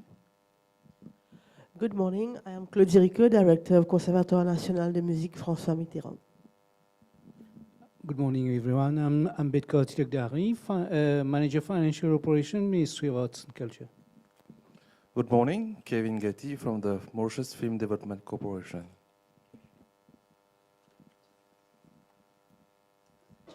Good morning, everyone. I'm Levin Anjapan, World Heritage Site Manager of Via Pravasigat and fully involved for Port Louis.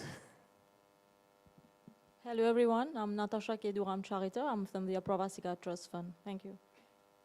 Good morning, everyone. I'm Mrs. Vidyata Ramjin from the Mauritius Revenue Authority.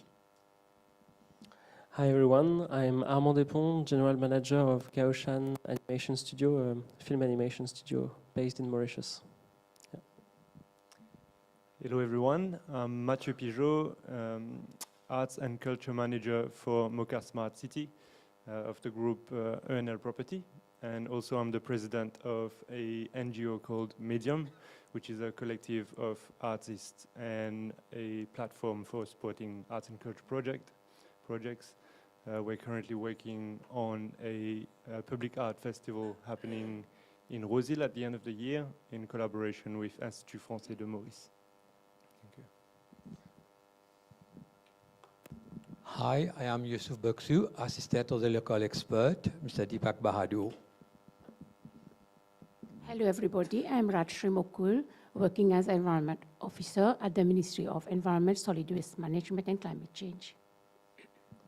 Good morning everyone, I'm Sweetie Siratan, Project and Program Officer at the Mauritius Film Development Corporation. Good morning, I'm Mr. Ropon Yatranan, Senior Youth Officer at the Ministry of Youth and Sports. Good morning, I'm Annabelle Arikion, Principal Culture Officer at the Ministry of Arts and Culture.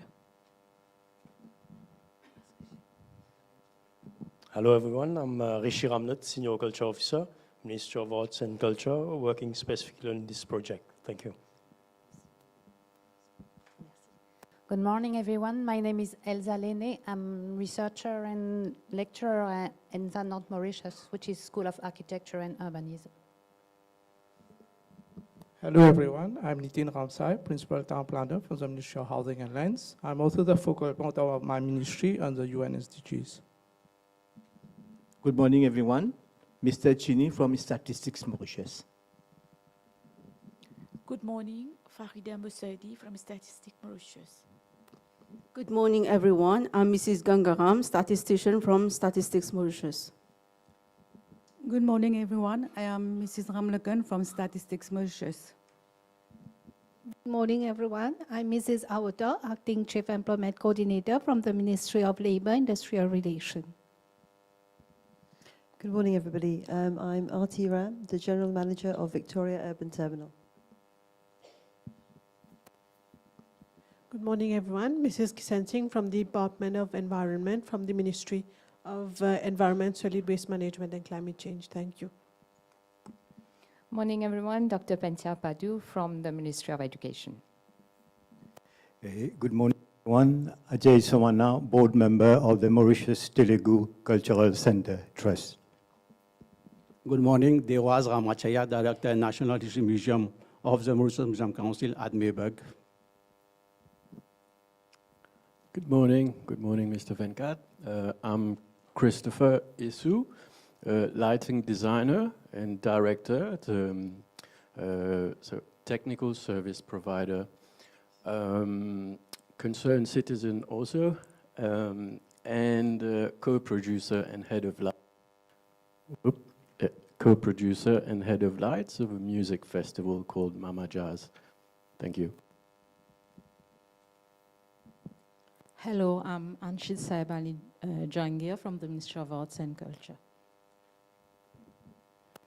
Hello, I'm Anushka Masoudi, Events Management Officer from the Nelson Mandela Center for African Culture. We promote African descent and Creole culture in Mauritius.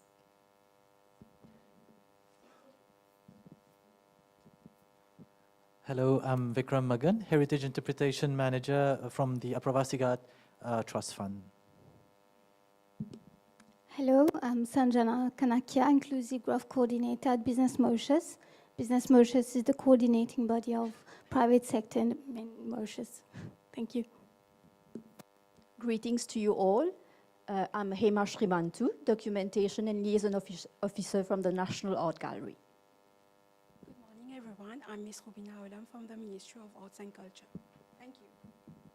Good morning, everyone. I am Nandisha Baradvo, Art Curator at the National Art Gallery. Good morning, everyone. I'm Julien Ratinon, Art Curator at the National Art Gallery. Hi, everyone. I'm Ambrine Roji from the Ministry of Arts and Culture.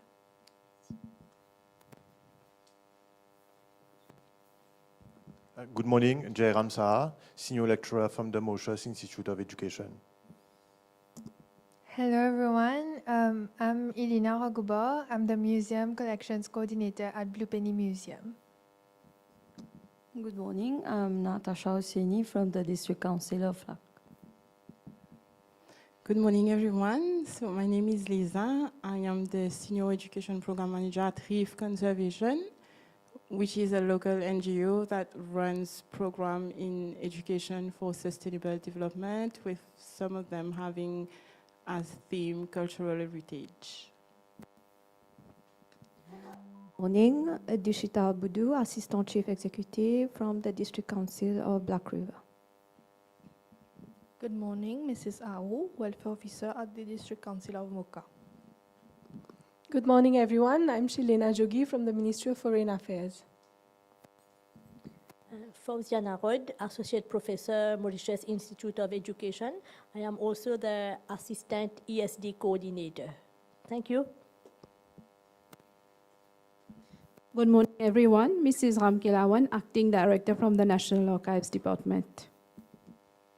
Good morning, everyone. I'm Mrs. Chedi from National Heritage Fund. Good morning, everyone. I'm Priya Bahadur, lecturer at the University of Mauritius, Department of History and Political Science, also representing the Center for Research on Slavery and Indenture. Hello, everyone. I'm Girish Bisum from the Bank of Mauritius Museum, handling a collection of coins from the dates back from the 12th century and promoting financial education in Mauritius. Good morning, everyone. I am Mrs. Jalim from the Municipal Council of Bobas and Rose Hill. Hi, everyone. I'm Miss at Tourism. Good morning, everyone. I am Mr. Kupumutu, Principal Analyst Trade from the Ministry of Commerce. Morning, everyone. I'm Subiraj Avalaguria, Chief Arts Officer, Ministry of Arts and Culture. Morning, everybody. National Library. Good morning, everyone. I'm Dinesh Ramdoor from Mauritius Tourism Promotion Authority. Thank you. Good morning, everybody. Principal. Morning, everyone. I'm Mr. Rupia, Director at the Mauritius Museums Council. Bonjour, bonjour, bonjour, tout, prospérez, tout bien. Moi, moi, bien content pour trouver ta zone. Nous c'est un bon moment. I'm Marzia Bouverie from ABIN, accredited organization under Convention 2003 of UNESCO. And we've been using cultural heritage in various parts of the Republic of Mauritius, in Rodrigues also, for the empowerment of people and for the public in general. Merci beaucoup. This needs an applause, no? Just thinking that the good morning could be like routine, you know.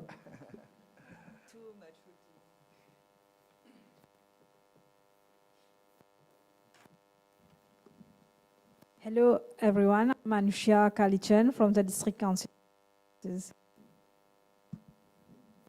Good morning, everyone. I'm Mrs. Gangadhar from the Municipal Council of Katrobon. Hello, everyone. Vishal Anjaraj, Principal Arts Officer, Mr. Arts and Culture. Morning, Brijman Rajneesh Kumar, Senior Arts Officer, Ministry of Arts and Culture. Morning, Yannick Lincoln, Director of a High Performance Center in the Caudan National Sports Complex. Good morning, everyone. I'm Ravi Rangen, Director of Ocean Mapping at the Department for Continental Shelf and Maritime Zones Administration. Good morning, everyone. Ken, Assistant Permanent Secretary at the Ministry of Arts and Culture.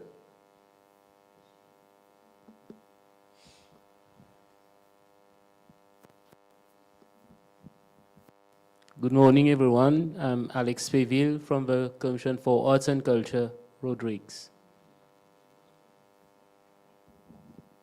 Good morning, everyone.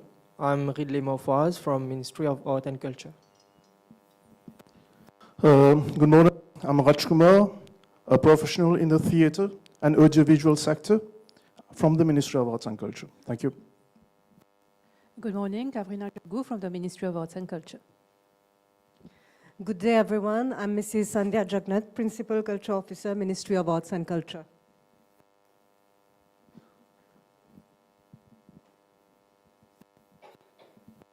Good morning, everyone. I'm Mrs. Ramban from Municipal Council of Port Louis. Good morning, everyone.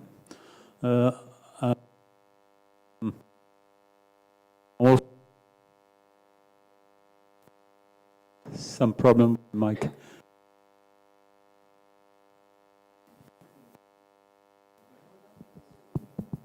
Hello?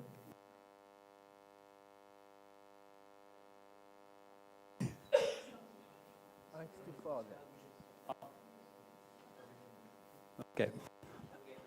All right, can you hear me now? Yes. I'm Krishna Lakshman. I'm an artist representing Partage, which is an association of visual artists in Mauritius. And I'm also representing academia. I teach at the MGI School of Fine Arts. Thank you.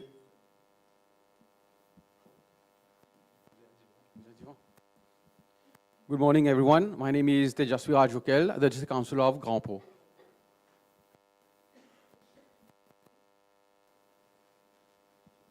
Good morning, I'm Thierry Le Breton from SOS Patrimoine en péril, Heritage Preservation.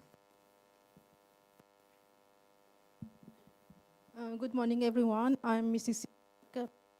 Officer.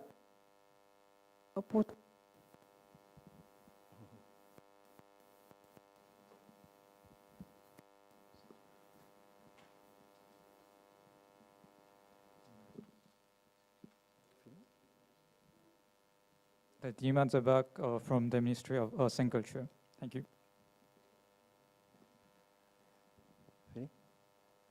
All of you have introduced yourself? Good. So, yes, please. Sorry. Is there anyone who... Oh, yeah, technical team, please. Hello, everyone. MFDC Technician Light and Sound. Hello, I'm Yasin Bendu, Technician Light and Sound for the Ministry of Art and Culture. Hello, I'm Dinesh Mandra, Technician Light and Sound from MFDC. Hello, everyone. I'm Sabesh Garoya, IT Officer at the MFDC. Hello, I'm Maurice Kalute, Assistant Staff Analyst from Ministry of Art and Culture.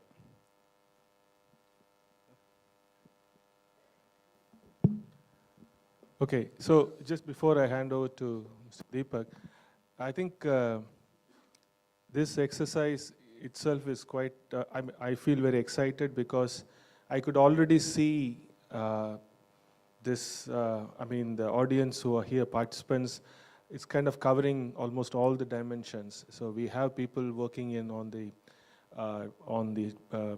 heritage, and then we have a lot of people working on, coming from performing arts, theatre, so that covers cultural institutions and cultural training. We have academics coming from, Mauritius University. We have the Statistics Mauritius. We have from Ministry of Commerce, Environment, Labor, Education. So I think, and a lot of NGOs who are participating. So that's very exciting. So I really look forward to interacting with you. Just on personal note, because you shouldn't think that I am a very boring statistician. I am trained in Western classical music, Indian classical music, and in India I work with traditional theatre, street theatre. It's a folk theatre. So we work with them, and also from that we work with a contemporary theatre group. And I also used to teach in British Film Institute. So I have some arts background.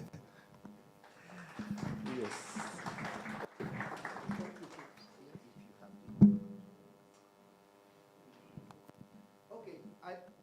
I think we have introduced ourselves.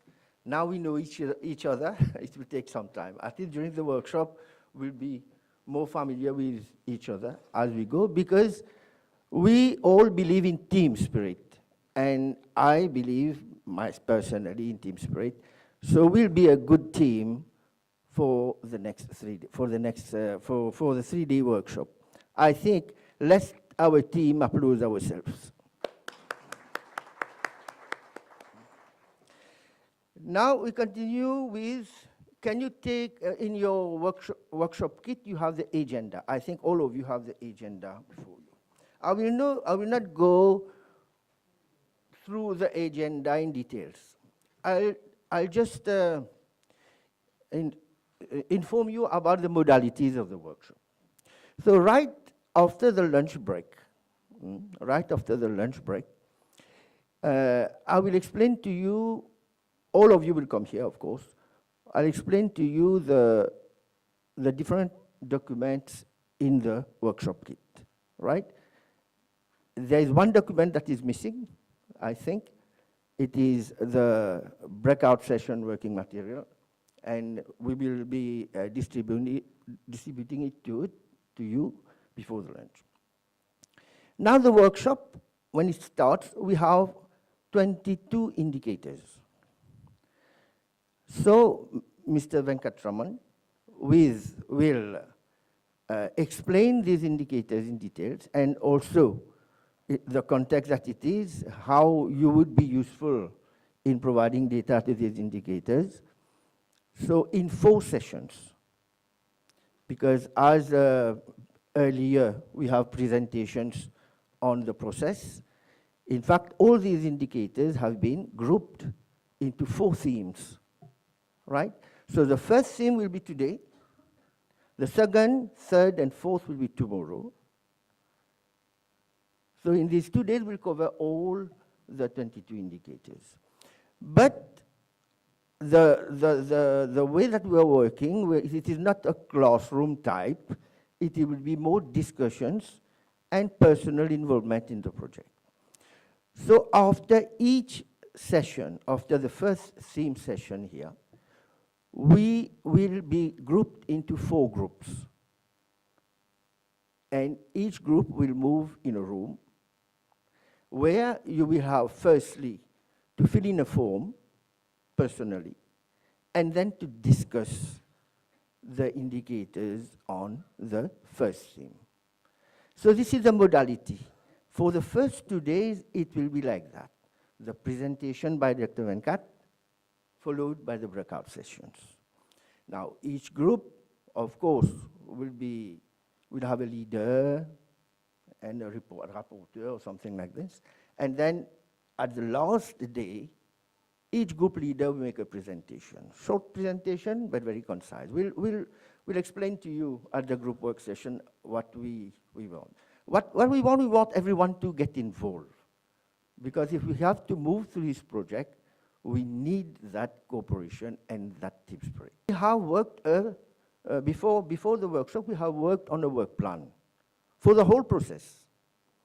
On the last day, based on your inputs that we have from your working session, we are going to revise that work plan. And that work plan will be is already in your workshop kit, but it will be discussed after the lunch break. And also the policies, as as Dr. Venkat has been saying, that we need to, if we have gaps, data gaps, then maybe there is need for, we don't know, some policies that exist at your workplace or something like this, or there may be other policies that can help to push that process forward. So on the last day, we are going to allocate policies to the different dimensions. Am I right, Dr. Venkat? So based on your working session that you have in the group. Okay, is it clear? Most probably I'll come with documents in your workshop kit after the lunch break that we have. Are we on time for the lunch break?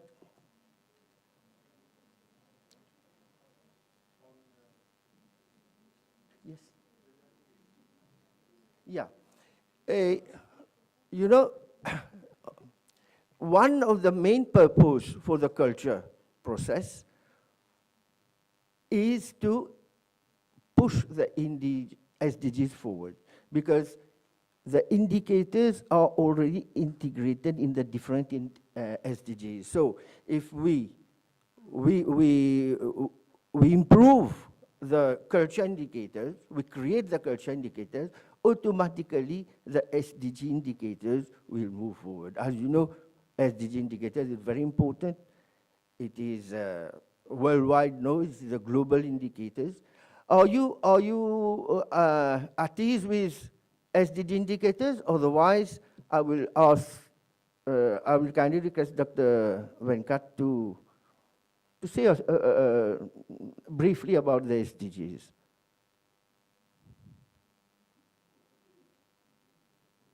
Anyone not familiar with SDGs? Yeah. Dr. Venkat, please.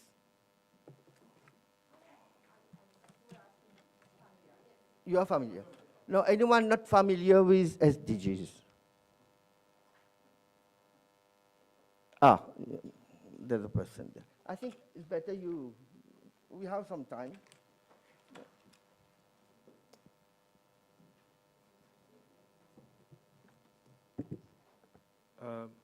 Actually, the reason why I asked about the familiarity with SDGs is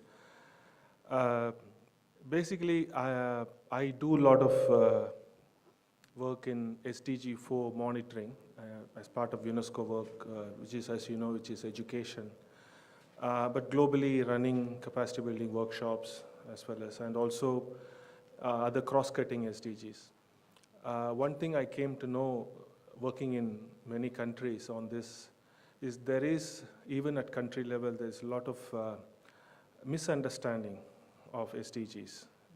And so I just wanted to, and also there is a data component to this.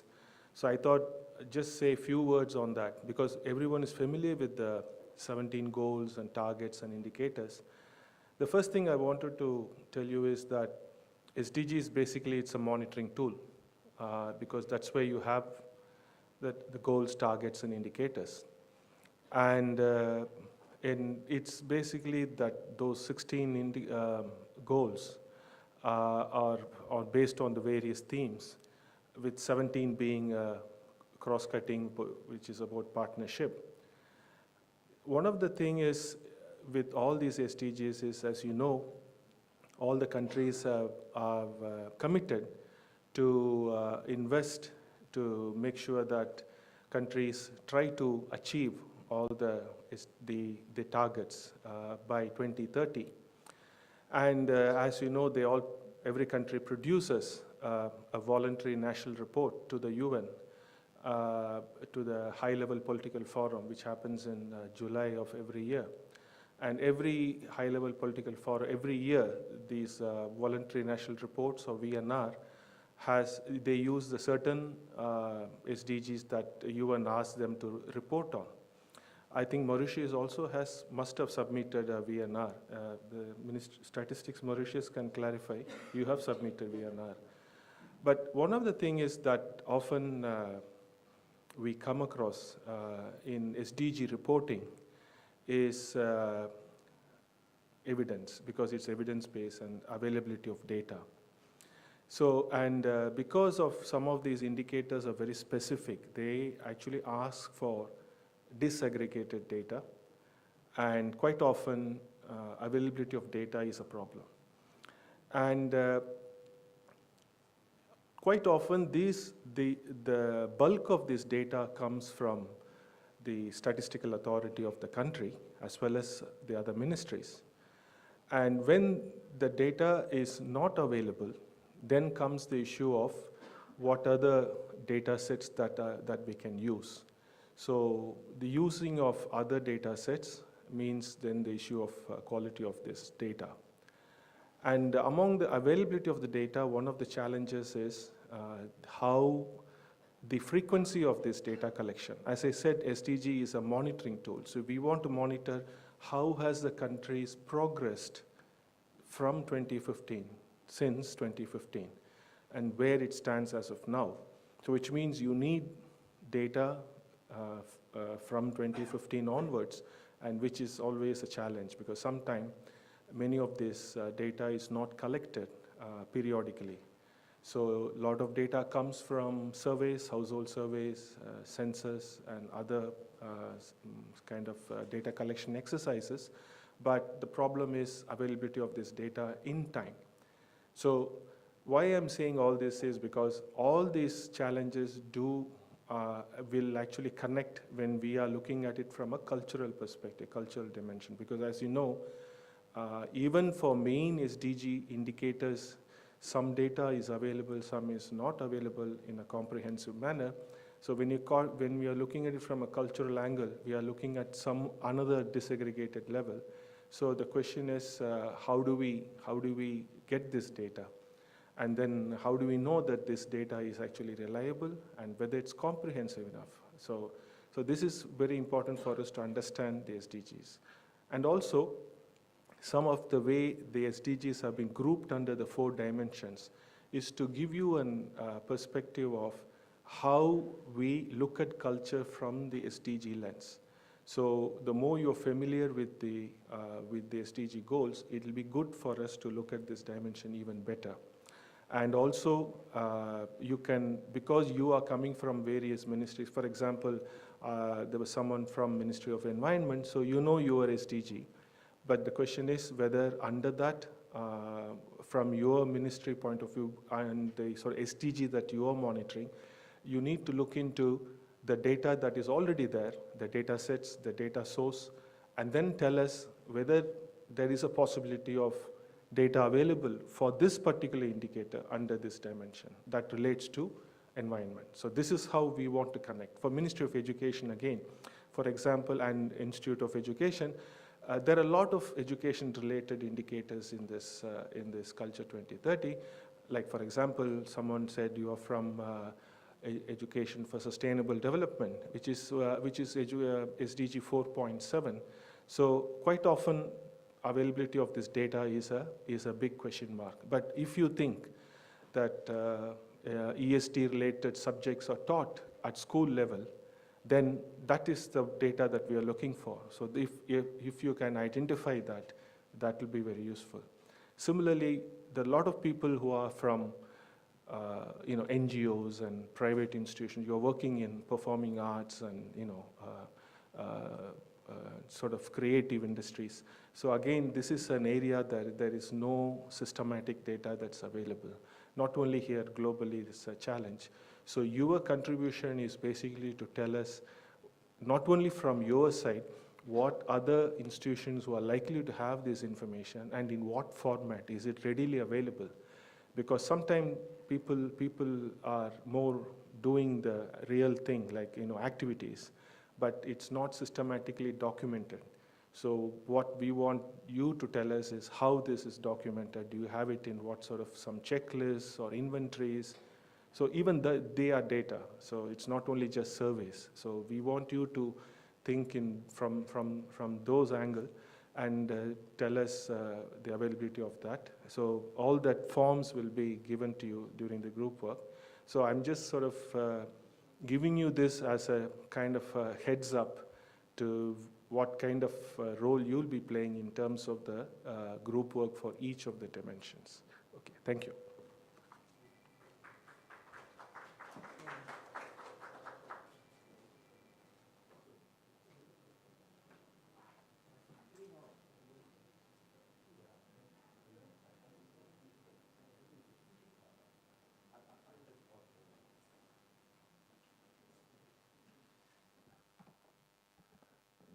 In fact, we have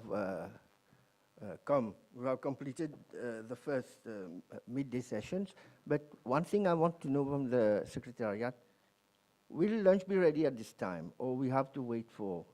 Yes? Okay, so lunch is ready. So one thing before we break for lunch, after lunch, while you were either in the work group session or during this presentation, we'll circulate the attendance that we have so that you check well whether your phone number and your email are well written. Because this afternoon, the presentation that we have, we're going to send it to you by email. So it is easier for you to refer back. So the presentation will be, if we are very clear with the emails, during the dates, tomorrow, during the day after each presentation, we're going to email it to you so that you can have it at your own, because during the group session, it will be good to have someone with a laptop with a presentation and so on. This is one. And also, I think this is all. But please check your emails well, because we're going to send it in bulk, and at least we can minimize the bounce back. Thank you. You have anything to say, Mr. Okay, so let us break for lunch. It will be on? At what time we have to be back? So 45 minutes lunch. I think we can have it for 1 hour. So 1 hour lunch. So it is?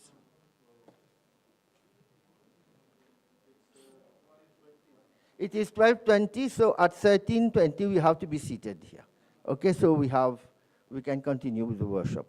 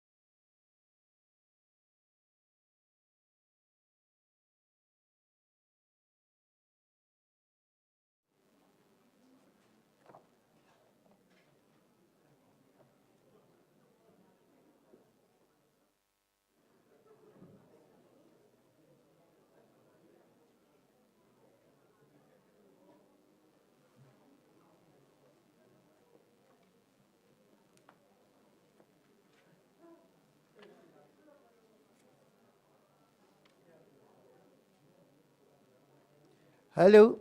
Yes. So please be seated. We'll start in 2 minutes' time, just for you to get settled.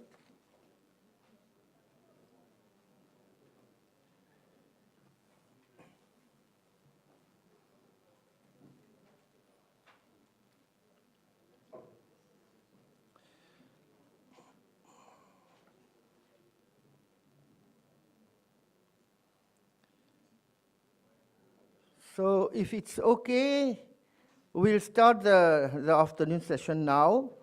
I hope you had a good lunch and may not be too sleepy, but we'll try to make it interactive as possible so that you are completely in. So first of all, I think you can have your folder kit that you had, right?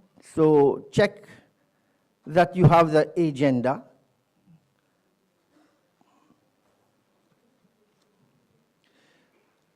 So the agenda, we've already talked about it in the morning session.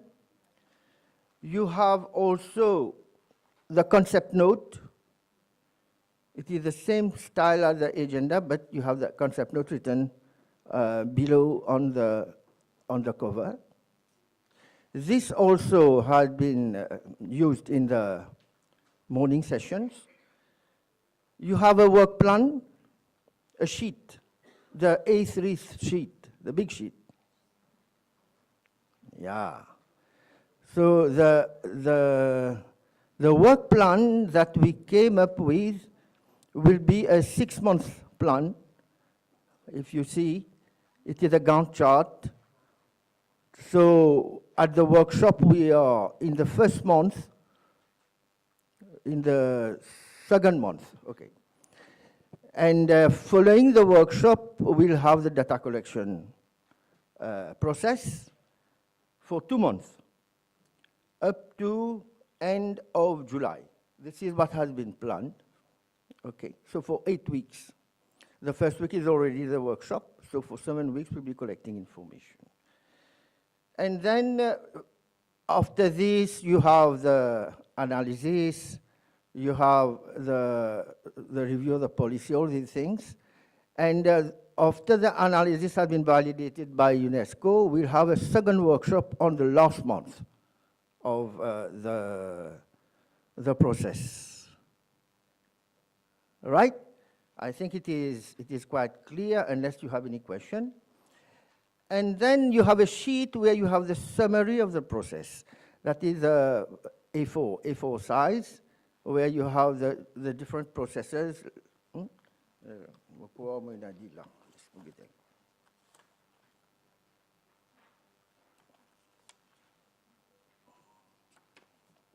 Here it is. This is the sheet. All right? So this is a process which has been, I think in one of the video clips, it was quite clear about the process. It tells about this. So this is your document, and then you have I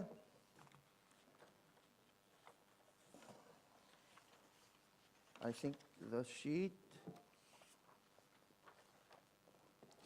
You have the policy review.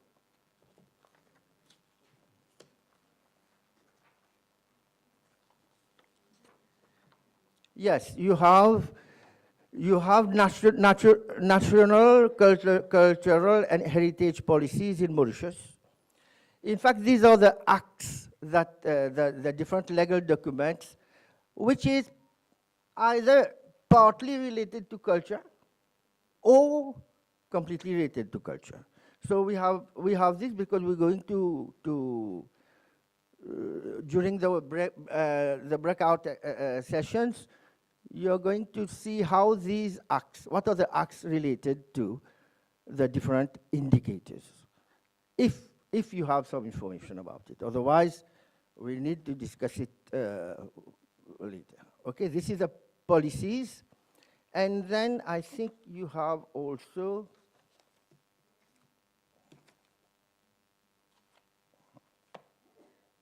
c'est tout, no? It's all. That's it. Okay. And then we'll have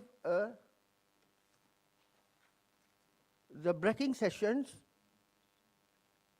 We'll have, I think, a copy of the working document for the breaking session will be distributed to you now.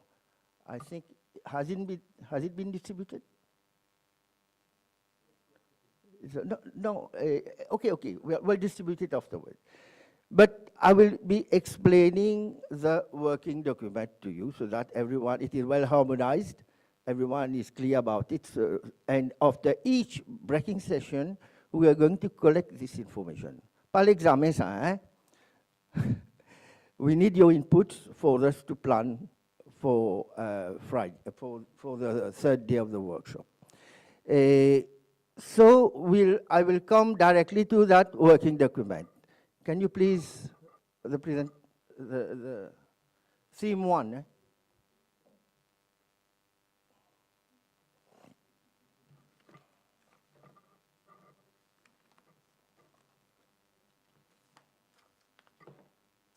Here it is. So you'll have a different sheet for each breaking session, but in the same way. It is only the indicator that will be different. So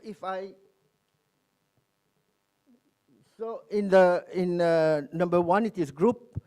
We'll be allocating you to a group 1, group 2, group 3, group 4. You at the breaking session, you already know what group you are. The second one is the name of your participant. Please write legibly, because we've been processing the participation form and many handwriting. It is very difficult for us so write legibly. The name, your designation, for example, culture officer, comma, Ministry of Arts and Culture, right? This is in 3. The fourth one, office phone number, then you have the mobile phone number and your email. And please, the email should be well written also, because we are going to contact you through email during this workshop. And then we come to the part B, where we'll need your inputs for theme 1. Theme 1, we have 5 indicators. So you'll have expenditure on heritage, you'll have sustainable management of heritage, climate adaptation and resilience, and finally, open space for culture. And for each of these indicators, what we need to know is whether data is available readily at your place. Not readily, it is available at your place. And if it is available, then it is good to know what is the source that you get the data.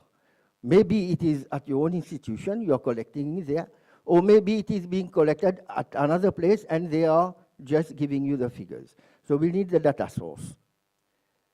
And for example, data source, it can be Ministry of Education, syllabus unit. I don't know whether that unit exists or not, but we can have some precision about where in Ministry of Education. And then latest date of data available. So the data that you have, what is the latest date that data, right? So maybe you have data for January this year, or you have data for 2019, we don't know, so you write the year. The year will be okay for us. And then whether the data is in digital form or on paper. For example, say there is an institution where one indicator demands that you need to know the number of persons coming to that institution.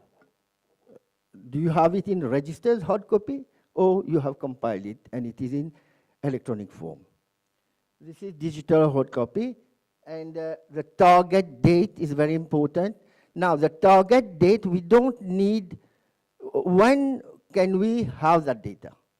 So we are going to collect, if you say, for example, don't give the date, don't give 1st July 2000, no, give the week, but we need at least precision on the week. So it can be week 1 July, during that week, right? And then finally, relevant policies. So you have a list of policies that is in also. So if you have other policies, please add it on the list and then try to allocate these policies to different indicators. It may be that you have one act or one policy which concerns 2 or 3 data elements. We write it. It's okay for us. Right, I think, and then if you have any remarks. Now you will ask me, but you're quite confused, what are the data, comment va faire ça, comment dire. So this, why we have made this presentation here is that when Mr. Venkat will be presenting the indicators, you already have in mind what type of information you'll need to transcribe here. So it will be important that when Mr. Venkat is presenting, if you have any question, you note the question, and then we'll have the question and answer time where we can have we have the clarification. Any question?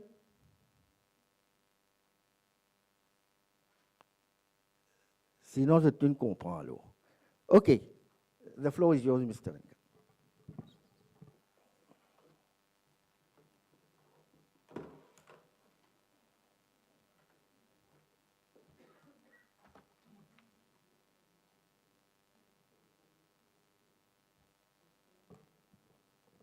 Okay. Is there a thing to move the slide or? Yeah.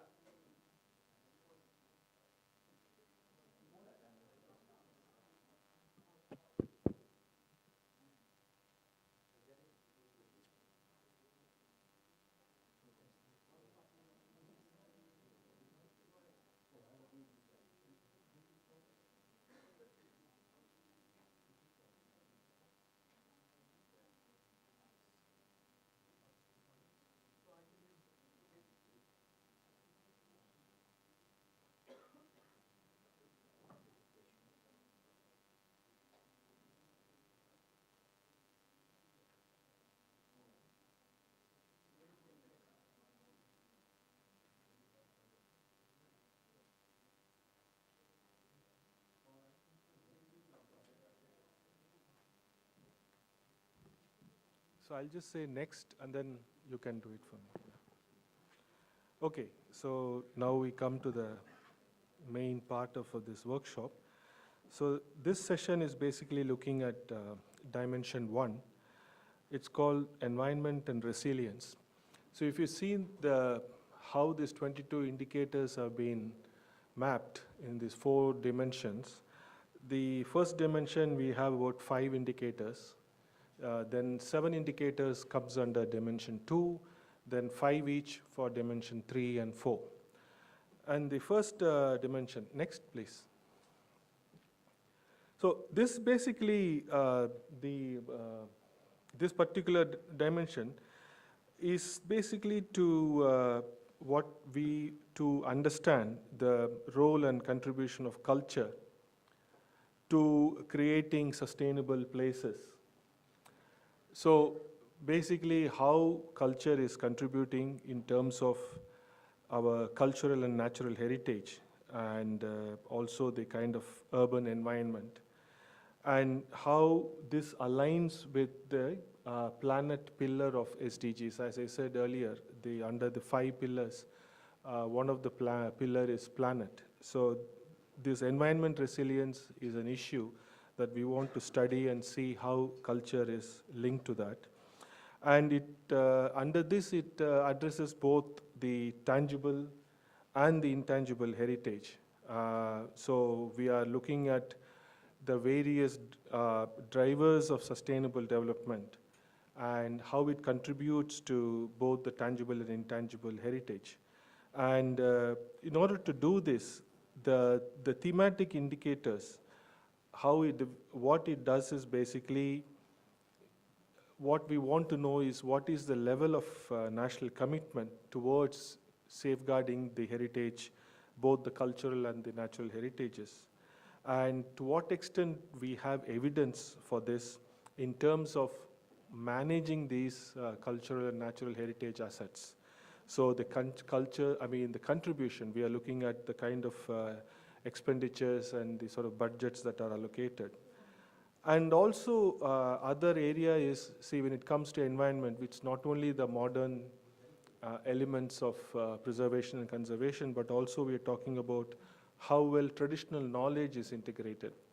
Like for example, when you talk about agriculture, or when it comes to marine ecology, there's lots that we can learn from the traditional knowledge. So we are really concerned about how well traditional knowledge is integrated into the various planning processes and also in the policy making processes. And the other aspect of this dimension is we want to assess the physical and spatial quality of the urban environment. We are talking about cultural spaces. So how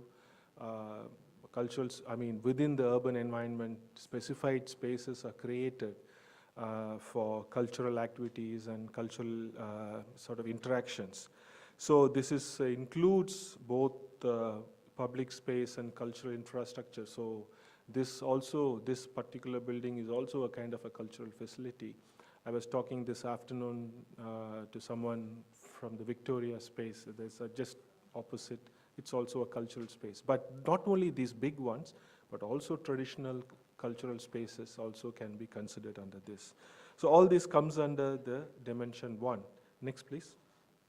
So in order to understand and capture and measure under this environment, the role of environment, culture in environment, and also how this is managed. There are about, as I said, 5 basic indicators that has been developed, of which the first indicator is something that is already available within the SDG list of indicators. I mentioned this morning that there is only one indicator that has been dedicated for culture, and that is 11.4.1. SDG 11 is to do with sustainable cities.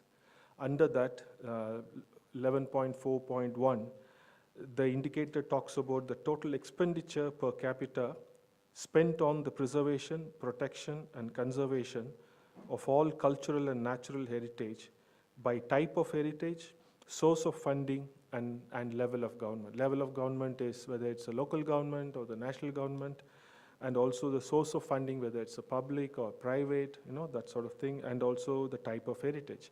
So we are already talking in terms of data, kind of disaggregated levels. So this is very important to understand. So that we have retained it as the first indicator under this dimension. Then the second one is about sustainable management and heritage. So this basically, I will walk you through some of these indicators. This basically talks about the various kind of data that's available that will reflect how well the protection and safeguarding of environment is done, what sort of facilities that are available in terms of sustainable sort of management of heritage, and also what sort of support is being created at local level and national level, and also what sort of frameworks, policies that are available that are intended to safeguard and manage cultural facilities. So this is, here is more on the funding part and also the policy and the frameworks part. The first one is purely on expenditure, the first indicator. The second one is more on the management side. And the third one is specifically on the climate adaptation and resilience. So here we are looking at 2 things. One is the sort of policy environment, the institutional and policy frameworks that are available. And we are also looking at the role of traditional knowledge and cultural practices for resilience. So you can see that within these 3 indicators I've already presented, we are not really looking at large-scale data, but we are looking at inventories, checklists, availability of policies, the figures that is used for spending or allocation. So these are the kinds of data that we'll be sort of expecting. And when it comes to traditional knowledge and cultural practices, this is a kind of a tricky area in terms of data availability. So this is something you may have to deliberate and discuss in the group as to what's in what format this data is available and whether that can be used for this indicator. Then the indicator 4 is on access to cultural facilities. So this is about various kind of facilities for cultural activities to take place. And so what sort of, we want to know the diversity in terms of whether it's at a national level or is it at specifically at urban level, what sort of facilities are available. And also there's something called network analysis, is about how, when it comes to facilities, what is the kind of interconnection between this and how it's been used, put to use. For example, in a typical tourist place, there is a list of places that we want the tourists to visit, means to what extent we know about the movement of them and whether they're going to all these heritage sites and what sort of data that we are using to monitor this. And also, finally, is about mapping these cultural facilities. And the fifth indicator is the number of cultural open spaces that are there available, where certain like performances and cultural activities can take place, including festivals and other things. And then what are the areas that are available within the urban areas for very specific, what we call cultural open spaces, where it's like multi-purpose kind of spaces. And also then we talk about the percentage distribution of cultural events in this open space. This is a very clear-cut data point where we are asking for what percentage among the open spaces that is dedicated for cultural events. Now we'll just go through each one of them in greater detail. Next, please. So this is just to tell you how the environment and resilience component of this dimension relates to the 2030 agenda. So as I told in the morning that many of these dimensions are directly linked with the SDGs and it's kind of transversal in nature. Go to the next slide, please. So this is the improved version. So as you can see, close to about 13 SDGs are covered when it comes to environment and resilience. It cuts across SDGs such as poverty, then hunger, SDG 4 is education, 6 is, I think it's to do with water and sanitation, and then we have 8 and we have 9. 9 is industry and innovation. And then the whole list goes. 11 is on sustainable cities. Then we have 13 on climate. We have 12 on energy and consumption. Then we have 16 on peace, justice, and strong institution. Then 17 on partnership. This is basically to tell you that how, what they have done here is we have mapped specific SDG indicators with the themes that I have just mentioned earlier under environment and resilience. So to show you the interconnection and also the transversal nature of this topic, that it cuts across several SDGs. Next, please.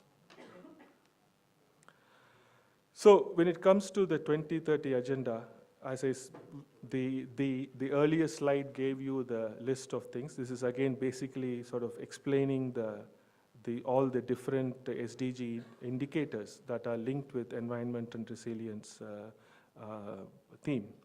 The first one is to do with safeguarding heritage. It directly relates to the SDG indicator 11.4, which is all about protection of cultural and natural heritage.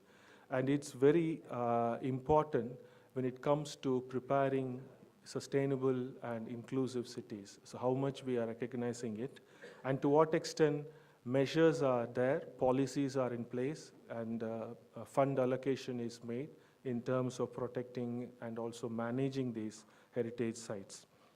Then the second one is traditional knowledge for sustainability, which is relates to SDG target on hunger.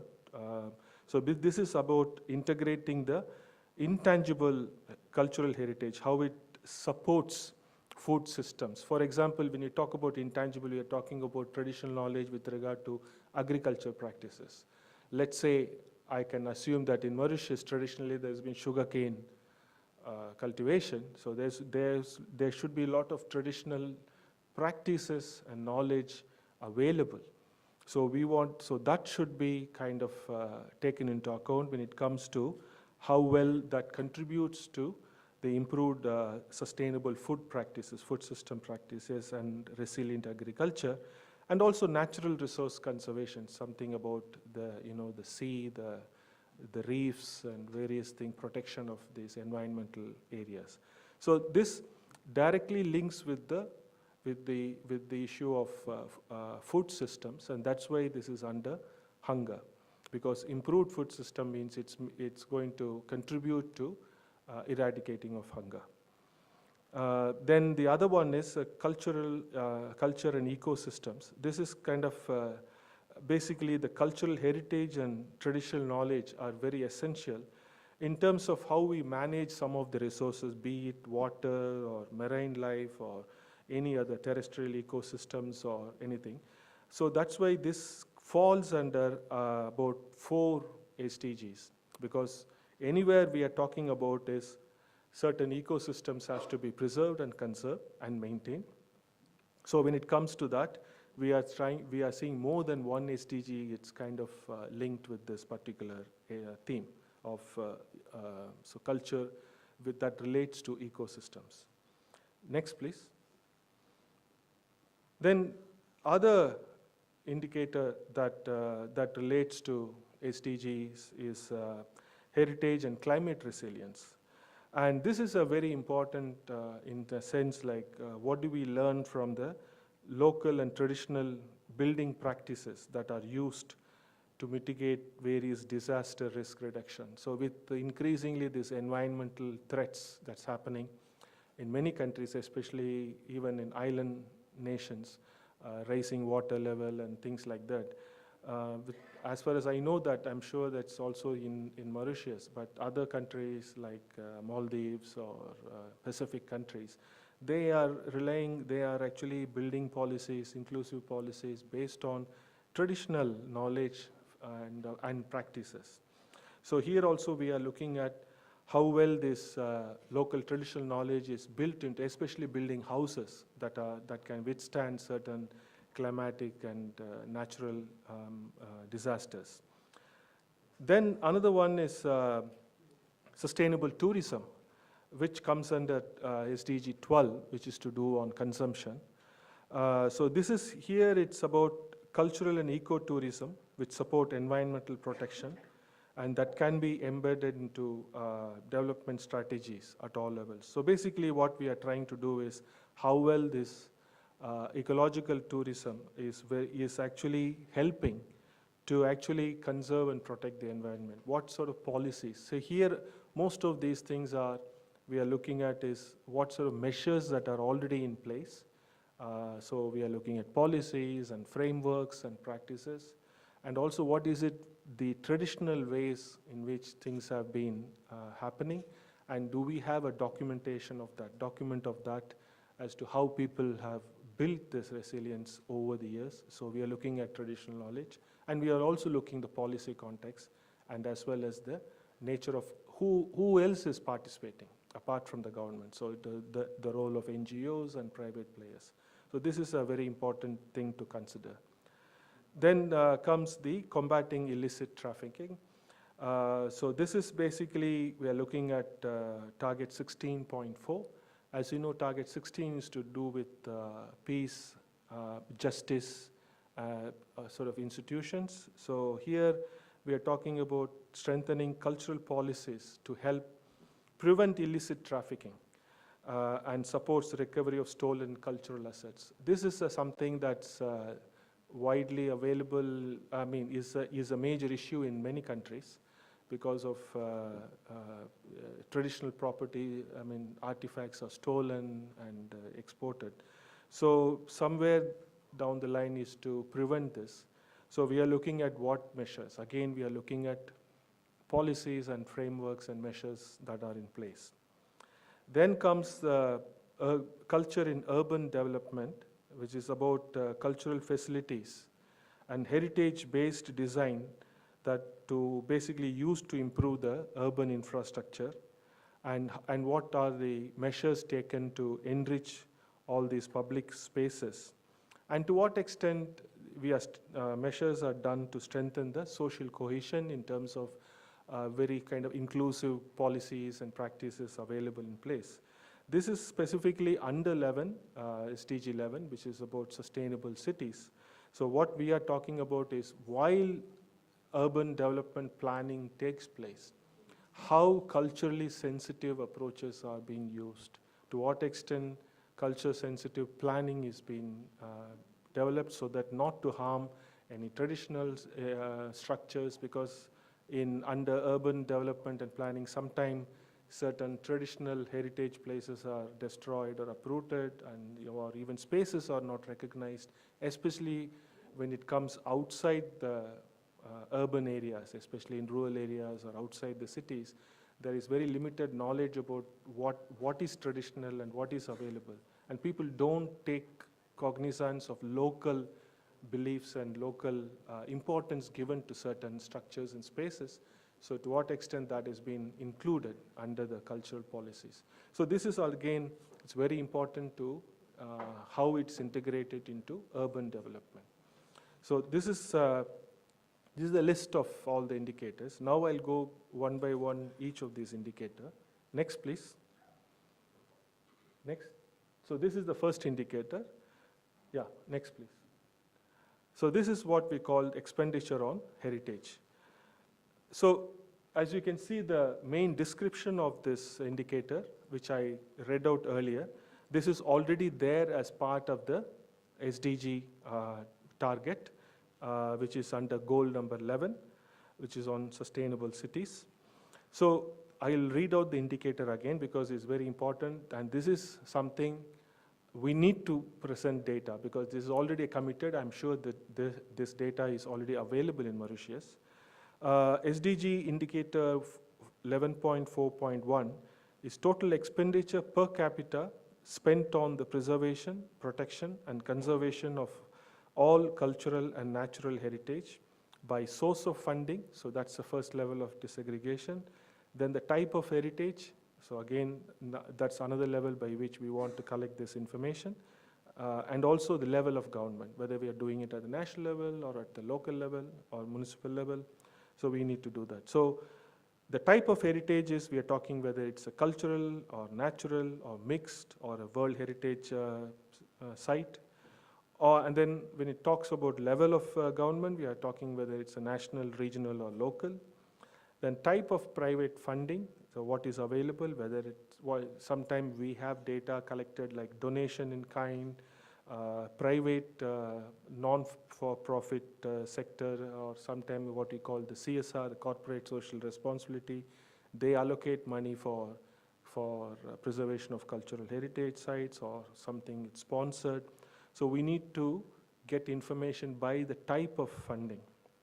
So under that, basically what we are trying to do is, we want to find out the how well the public authorities, or whatever level they are, as well as the civil society organizations and the private sector, how they are contributing to protection of this and safeguarding natural and cultural heritage, and how this is helping the cities and human settlements more sustainable. So we want to also look at, by looking at this type of spending, we also want to measure to what extent they are contributing to a better, like a sustainable living spaces, especially in the urban areas, because this is about SDG 11. So the calculation method, so I'm not going into great details of this. This will be done after the data is collected. So that's the basic formula. The formula basically divides the total public and the private expenditure by the population, and also then it converts into what is known as the purchasing power parity, for international comparisons using the dollar as the basis. And what it does is it captures the financial commitments from various levels, from city to urban. And what we would like to know is what is the share of this? So, if, like say, if it's if it's a low share in terms of the money spent, it says that the investment is not up to par, and that needs to be improved. So, in a sense, by through this indicator, we are actually going to look into the budgetary allocations, the expenditures for safeguarding the heritage sites, and we want to know whether is it adequate or is it underfunded, and what do we do with that. So that will be the kind of analysis that we'll be looking at. So normally, next slide, for such kind of indicator, see, for all indicators we need a data source. We need to know what data we're going to use for the calculation of the indicators, because each indicator has a formula. So both the numerator and the denominator, we need the data. So for that, here, normally the data source would be, one is the best source, I think, would be both the Ministry of Culture as well as the Statistics Mauritius, I'm assuming, as well as also the UNESCO Institute for Statistics can also be referred, but sometimes they basically rely on the national data. So basically whatever that is sent to UIS is what is available in their website. So one way is to see within UIS, do publish expenditure data. And also under the national and local resources, first is as I said, the Statistics Mauritius is a very important source. And also specific, if there could be, this is what you need to explore in the group work, is whether there are any independent, because private contribution is something very difficult to capture. I know there are a lot of institutions, people are represented here. So what we would like to know is if there is any kind of data available on the nature of expenditures that was spent on, whether it's natural or cultural heritage, where that institution has contributed. So we want to know the expenditure patterns. So then, as normally for any of these data, we are looking at latest year available. When it comes to latest year, we are looking at data that is published, because sometimes there will be scenarios where you know that there was a survey conducted like beginning of this year and survey is completed, but the data may not be published.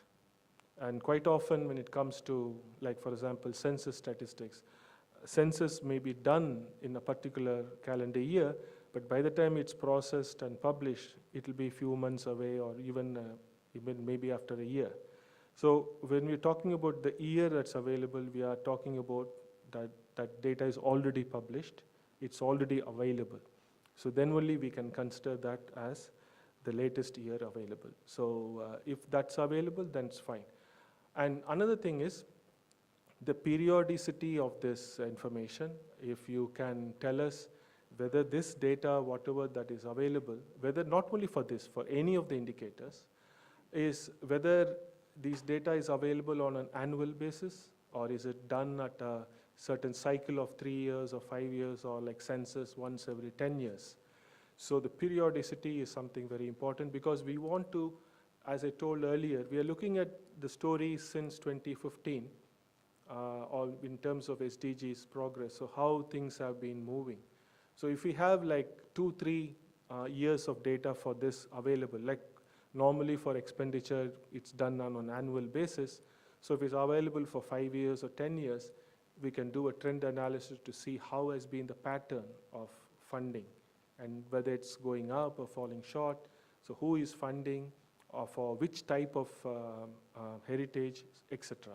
So a much clearer picture will emerge for policymakers to take decisions in the future. So that's very important thing that you should consider. Consider not only for this particular indicator, I'm talking about all the other indicators, and especially when you're discussing in the group, please keep that in mind as well. Next, please. So when it comes to reporting 11.4.1, so this is a good news for Mauritius because this data is available. Because UIS has been conducting, UIS is UNESCO Institute for Statistics, has been conducting this survey for this indicator globally. And basically about 46 countries have reported. They provided data, and they've even published a quick analysis based on these 46 countries. And Mauritius is also one of the countries that has submitted this data. So maybe I will show you a little graph from that, so it will be worth looking at to see how it's been. And also this document of UIS is available online. You can download. If you type this survey on expenditure on heritage, indicator 11.4.1, you can actually download and read. It's a very short report based on this survey they're still collecting the data, but based on the present data they have just released to tell how has been the expenditure patterns. So next, please. So this is that data that's based on UIS survey, which tells you the share of heritage in public expenditure. So the PAR is about, say, at the share, it's about at the level of 50%. So Mauritius is just above the 50% mark. So this is fairly, it says that public expenditure is fairly okay, but not as good as some of the European countries. So this is based on the survey data that's been submitted. So just to give you an idea about this indicator. Next, please. So in all the, when we start collecting data, they are in the different formats. So for each of these formats, we have a kind of a setup where we start actually giving this data. So after this kickoff workshop, we'll be actually, whatever the data that's given by you will be populated. They populate the data using these tables for each of the indicator. So basically, you can see there there is reference here, there is a currency. Generally, we kind of ask the local currency can be used. And also we have the total population. Then we use that formula to convert the PPP factor. And then here we have the list of themes under which at what level and what type of heritage and what is the amount that is spent. Next, please. I'll give you this is just a sample for you to see how it looked like once the data comes in. You can see the top, let's say the reference year is 2019, the currency in USD, you have all these population figures, and also the various expenditure in terms of at what level, the national, regional, local level, and then the type of expenditure, whether it's a private expenditure, and then we calculate. And normally certain symbols are used to mark. For example, if the data is not available or missing, we put M, and then X means that data included elsewhere, that in another data collection, not necessarily under this. So we have to trace that. And A is category that's not applicable. Maybe sometimes certain things may not applicable to a country. So this is how the completed data sheet will look like at the end of data collection. For now, we are not going to bother about filling this, but we are now going to identify the availability and basically the source. That's what we are doing at this workshop. But after this workshop, as Mr. Deepak said, once you fill out the forms, we'll know who has what, and he'll be able to come to you to get the information. And then we'll start populating these tables. So when you download the PowerPoint presentations, you will have all these various templates available. Just for your reference, you can look at it. Because I'm not going to spend, because there's a whole load of things, they are only just for you to see. And then once the data starts, we are filling the data, you will know how it will look like. And then after all this data that is completed, we will upload it in the portal. Then we'll do the analysis of each of these indicators to see what's been the pattern, or depending on the type of indicator. Some indicators are about availability, some indicators are about the impact, some indicators tell us a general picture of how inclusive it is, etc. And then in the end, we will prepare a culture profile. At the end of this presentation, I will also show you how it will look like. Next, please. So this is some of the results analysis. Basically, we want to know, based on this data that we are collecting, how has been the government spending in terms of cultural and natural heritage, which levels contribute most. Are we talking about at the national level, or are we talking about the public, private? So we'll be able to do an analysis based on this data to get a better picture. And also, alignment of expenditure with policy priorities. So that's why we are asking you to look at the policy list also. Because sometimes policies have very sort of explicitly say about, dedicating funds to address an issue, but it may not reflect in the reality. In some cases, policy is not very explicit, but it'll just mention the overall goals or the concern, but there will be some allocation done, so something is actually happening. So then we'll be able to match. We can say that although policy doesn't explicitly say, but there has been a lot of funding provided, and this has been the impact.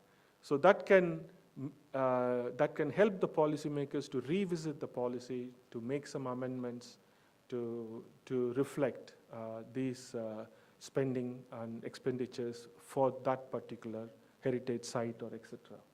So that's way we can, by looking at policies, we can see. So basically the policy analysis is about whether it is targeting some of these issues mentioned in these dimensions, these indicators. For example, expenditure, whether it is clearly stating or not, and then what else we can do with that. So analysis will consider the policy dimension. And also in the analysis, we can say whether we need a stronger policy focus or targeted funding mechanisms. Say, because if we find that policies are not strongly advocating for resource allocations and spending, or maybe it is one-sided, it will be purely on natural heritage, may not be on the sort of cultural heritage. So again, is something that can be made as a recommendation. So that is, and also we look at the role of private stakeholders, to what extent private institutions, whether it's corporates or academic institutions or NGOs, so what extent their contribution and how well their contribution is, and whether we can measure their contribution. Because often the challenge with regard to collecting data on expenditures, private institutions is always the most challenging. First of all, we need to identify who is actually doing, and then from there we need to find out to what whether we can get the data, and then with that only we can do this analysis.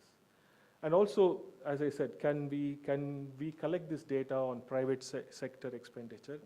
It's a challenge, but it's worth looking at to see and probably encourage, because in many scenarios it's the private sector that is actually contributing more, but often not reported. So we want to consider that also. So just to tell you that, in the Mauritian context, 2022 national budget has allocated 150 million to cultural heritage policies. This is something that was available in the sort of internet. So there is something available, but we need to have more data to be able to understand this indicator. So that's the analysis part. Next, please. Okay, so this is what are the limitations. So we have said the data that is needed and the kind of analysis we can do, but there are also limitations with this. The first one is limited availability of data on private expenditure, which is a known factor. It's very difficult to collect information from private agencies, and also it may not be available for all the private institutions who are spending on sort of heritage. So that could be one aspect. So maybe the analysis and the picture we are going to evolve may be partial and not complete. National accounting systems often do not clearly separate cultural, natural, and other activities. Sometimes these are not disaggregated. That's one of the important things about this Culture 2030 framework. We are talking about available data, but available data that is disaggregated, well disaggregated. So one of the thing is, the challenge would be sometimes even in very important information such as natural cultural heritage information is not well disaggregated. It's all sort of aggregated as cultural spending on culture. So this could be one challenge in some areas. And financial flows may be rechanneled for other purposes, so not necessarily only for cultural spending. And also risk of double counting across different levels of public administration. Sometimes because data is coming from different sources, so we might be this problem of double counting. So same data point, but reported by 2-3 people. So that sometimes may create a confusion. So this also is another challenge. And covers monetary investments only, both public and private. So it may not cover other ways in which expenditures are spent on sort of cultural heritage. And also often the non-monetary things such as laws and regulation policies are not captured. So as I said earlier, we are not very clear as to what other frameworks, policies are available for many of these cultural natural heritage.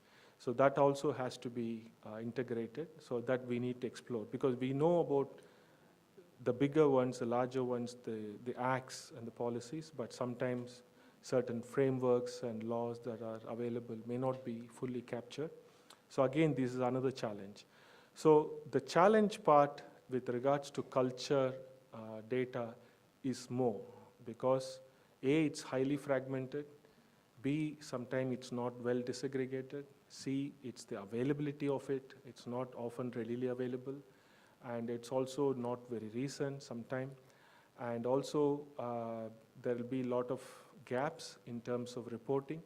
So with that only, so that's why it's very important that people from different agencies and institutions, we thought to bring you here so that your knowledge and your expertise on any of these topics will be of immense help. Next, please. Okay, this is the next indicator, sustainable management of heritage. Next.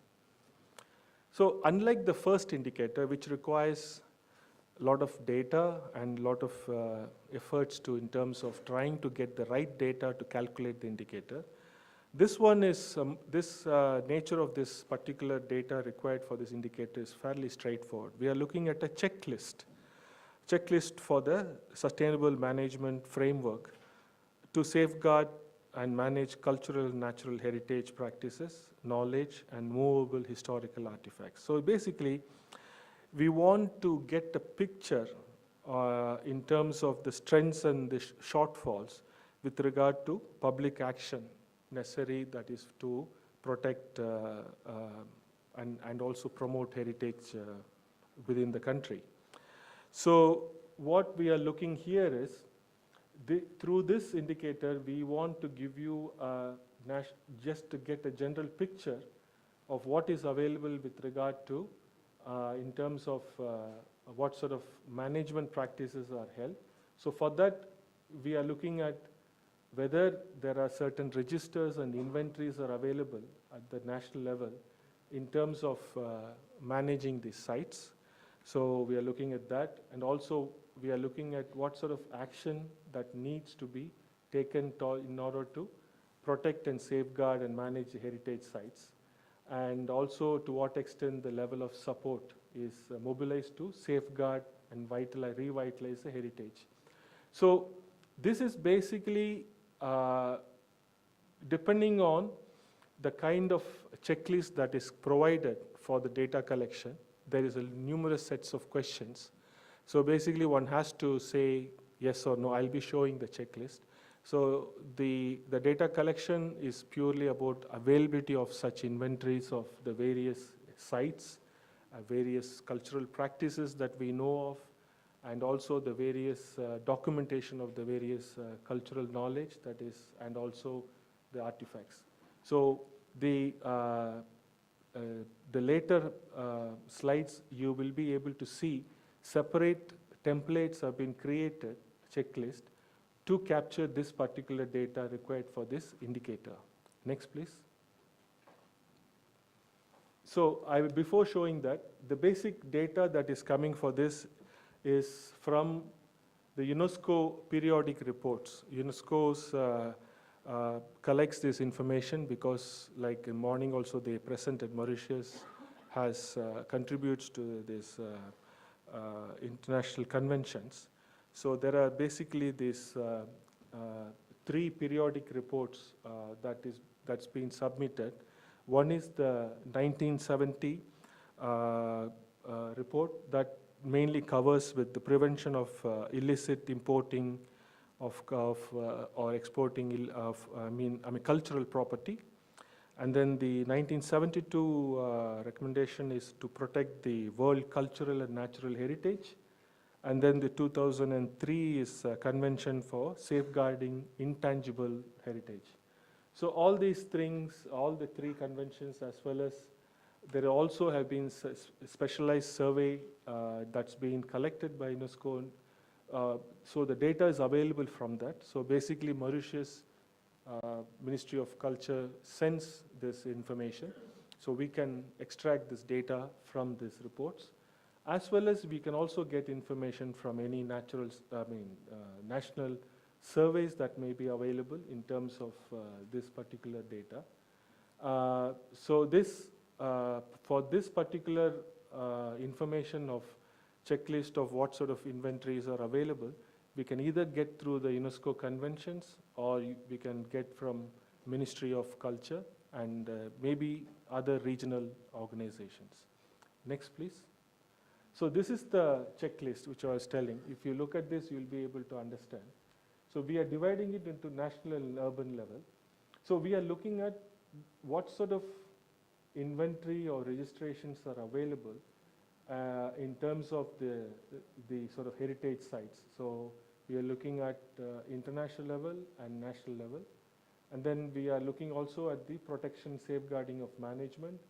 Then we are talking about transmission and mobilization of support. This transmission mobilization is basically involving who are the stakeholders who are involved in the sort of preservation and supporting this management of the heritage site. And when it comes to urban level, this is basically the same thing, but we are also looking at all in a sort of inclusive manner. That is, we are talking about management framework that is available to manage both cultural, natural heritage practices, as well as the historical artifacts and everything. So basically, this is just the larger framework under which we need to collect this data. Next, please.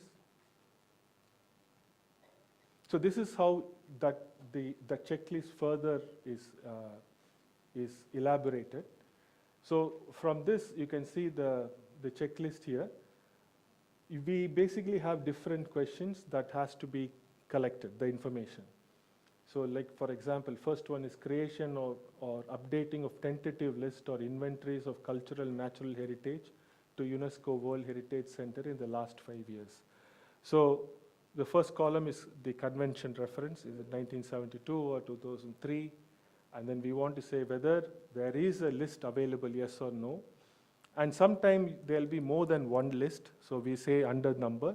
we provide that number. And then the supporting evidence, any links or web resources that has to be presented.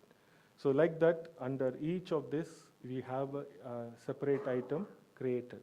Next, please.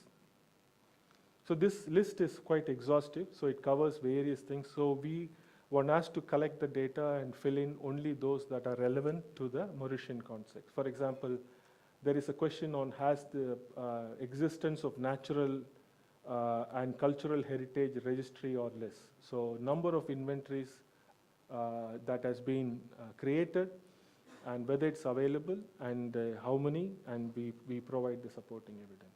So like that, this list goes on. Next, please. Next, please.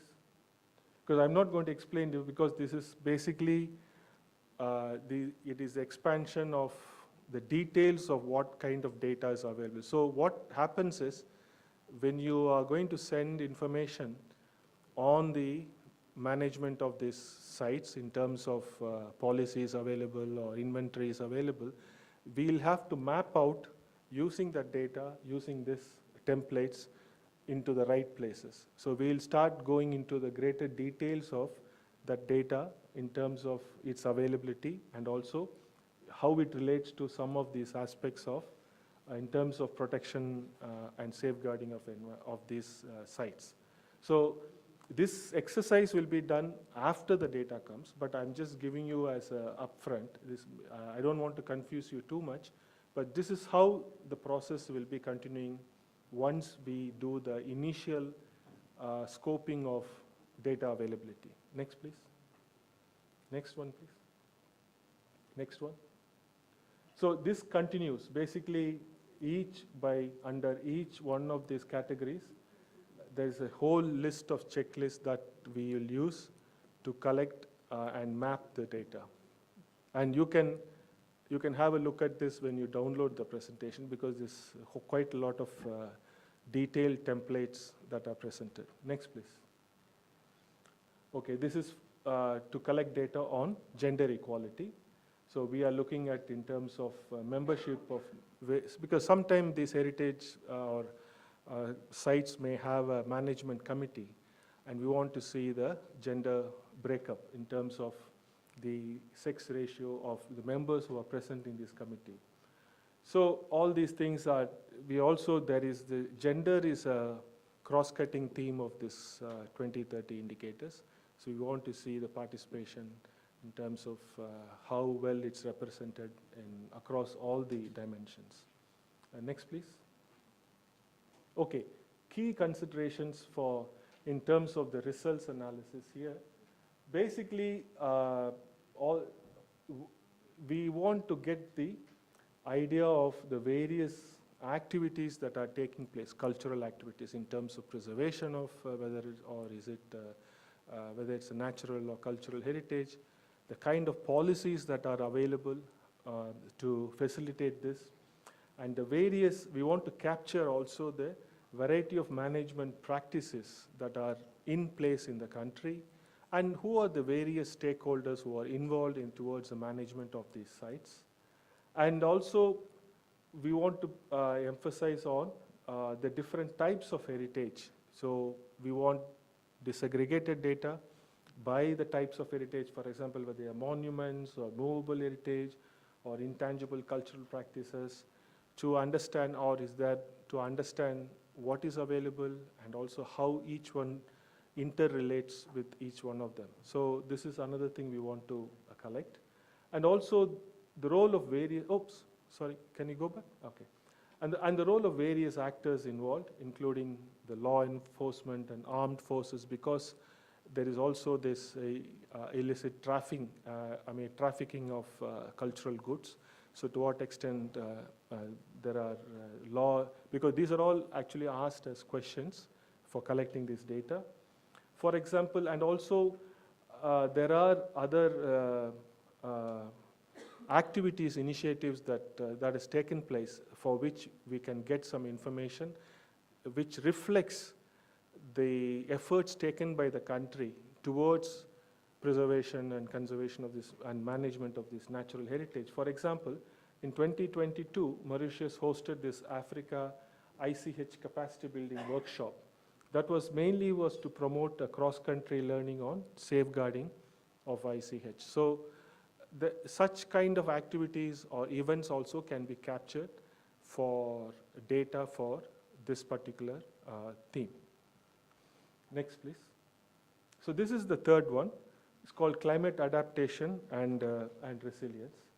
So this is again, as I said, is also like the earlier indicator.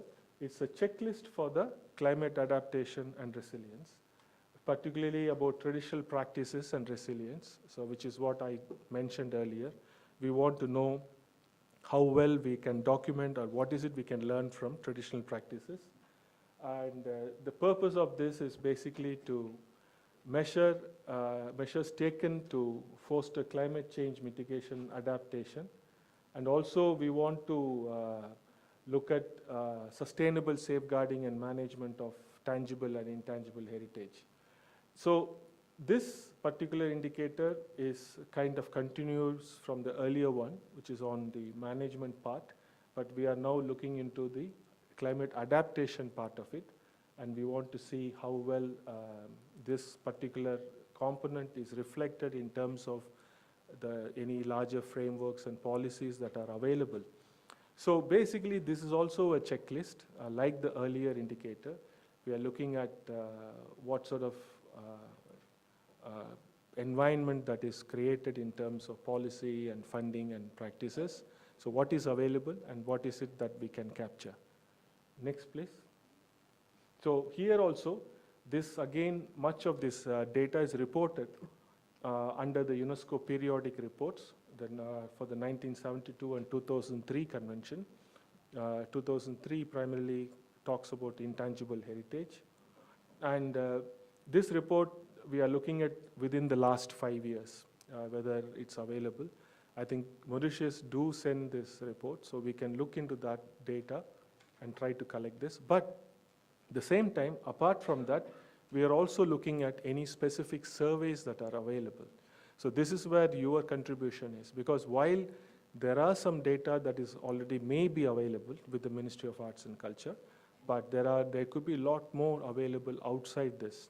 Any surveys or studies done on this topic, whether it's conservation or climate adaptation, resilience, what sort of information that you can provide for us to address this.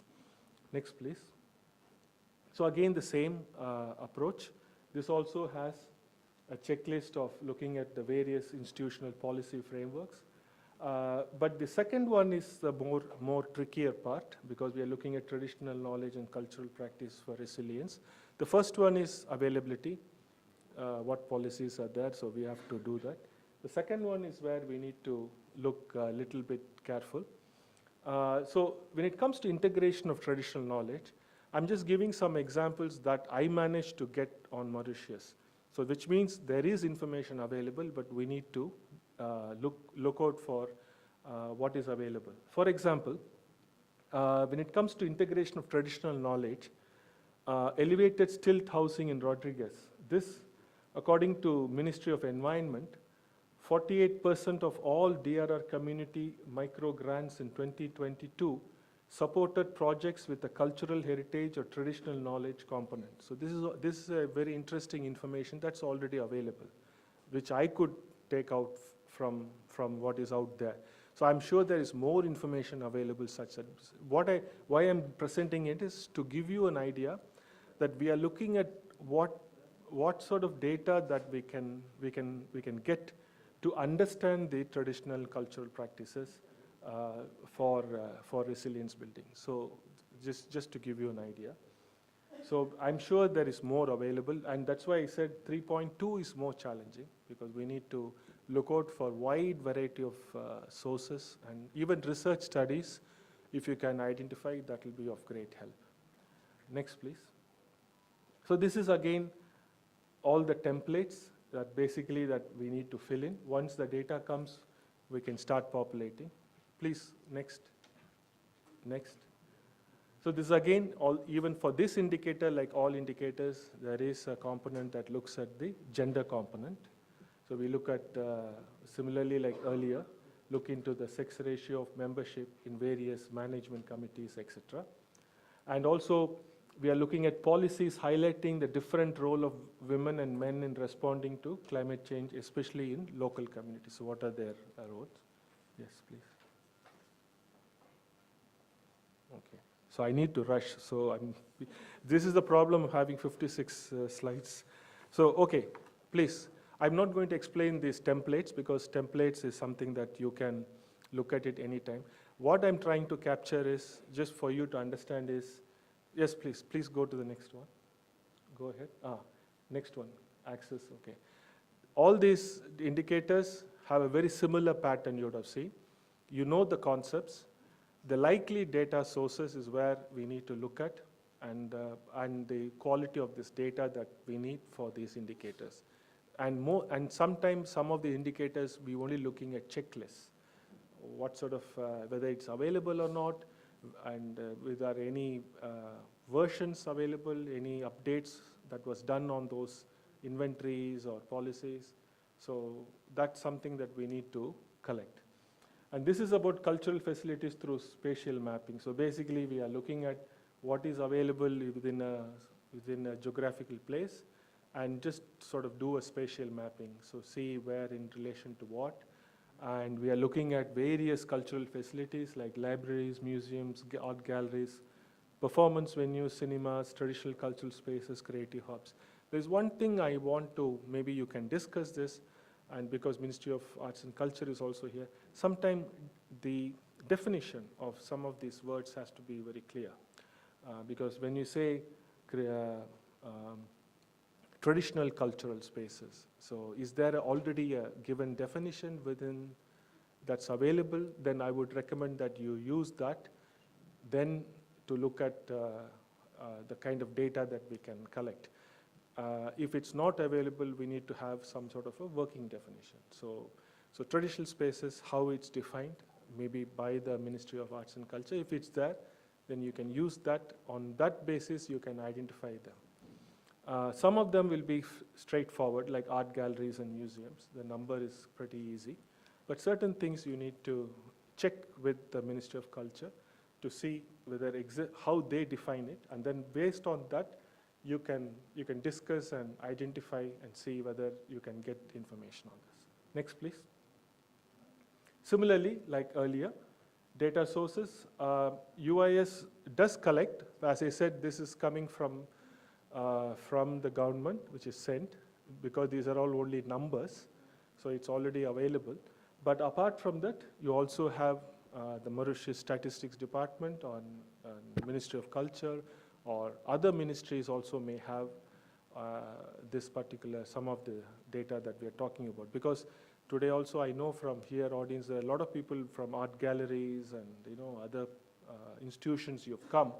So we want to know whether there is some localized inventories are created or some kind of document that lists all the galleries or all the public spaces. So then that will be easy to then compile, and then we can get a holistic picture for specific cultural spaces for the entire country or for Port Louis. So this is because consolidated figures is a challenge. It's all highly scattered. So we are looking at how well to bring all this data, ensure that we don't leave any critical information. So that's where your help will be very useful. Next, please. So same thing. This is also looking at the same list of things that we want to things. So as I mentioned, this is what I gathered from what I did was that Mauritius do have a dense network of cultural facilities. So this data is we are going to have a very rich information we are expecting. So like Nelson Mandela Center for African Culture and so many other art galleries and performance theaters, everything is there. So it's about, the challenge is to capture this vital information. Next, please. So again, you have the same data collection templates. I'm not going to delve. Please move ahead. Okay, stop here. So these are the key considerations. So basically, we are talking about the variety and quality of these cultural facilities. and what are the gaps and shortages within the information. As I said earlier, this is highly dispersed, and the question is whether we are able to have a complete inventory of this. And then based on this data, we'll start analyzing the links between the various sites, between sites which are outside, like the city, urban centers, neighborhoods, and what sort of transport options are available. We look at visitor circuits. That's the kind of mapping we do to see who visits where. So a lot of data on visitors from each of these cultural sites. I know world centers like Apravasi Ghat may have very extensive information, but we are also looking at other cultural sites also, whether similar information is available. Then we do the same thing. We look at the policy aspect, to what extent policy has integrated all these various cultural facilities, and also how it's addressing issues of underserved areas, the remote or cultural facilities that are outside the city. So we want to know how it's done. So this is what I managed to get, and this is to basically I looked at the annual report on performance by the National Audit Office. So this is available online. I've given the site. It's basically the report highlights that only 3 out of 9 rural districts have consistent arts and cultural activities. So that's their kind of analysis, and that's the link. So again, information is available, maybe not with, it is again to prove that not necessarily everything should be looked only within the Ministry of Culture. It might be outside. Here, for example, it's National Audit Office seems to have information on that. So another thing that I encourage is to look beyond your area to see whether who else might have, which other agency might collect this information. Next, please. So this is like a simple example of how this network analysis is done. Once the data comes, we can create a kind of a picture like that to see the movement of who is going where, what percentage. And this is South Tyneside from UK, I think. So all this just to tell you how people move after visiting one cultural heritage site to another one. So this is something that we can also do for Mauritius once the data comes in. Next, please. Okay, this is again the same gender equality. Next. Okay, this is open space for culture. So this is about, basically there are 3 critical areas when you say open space. One is cultural open space, that is number of cultural open spaces available. Then the area of cultural open space, how big and what percent, the size of these spaces. And then the percentage distribution of cultural events in the open space, because open space also caters to other non-cultural events. So do we have information on, within that, the utilization of the space, what percentage is used for cultural events? So basically we want to assess the extent to which public open spaces are used for cultural programs. So what we are looking is the number of cultural open spaces as a percentage of public open spaces, that's one.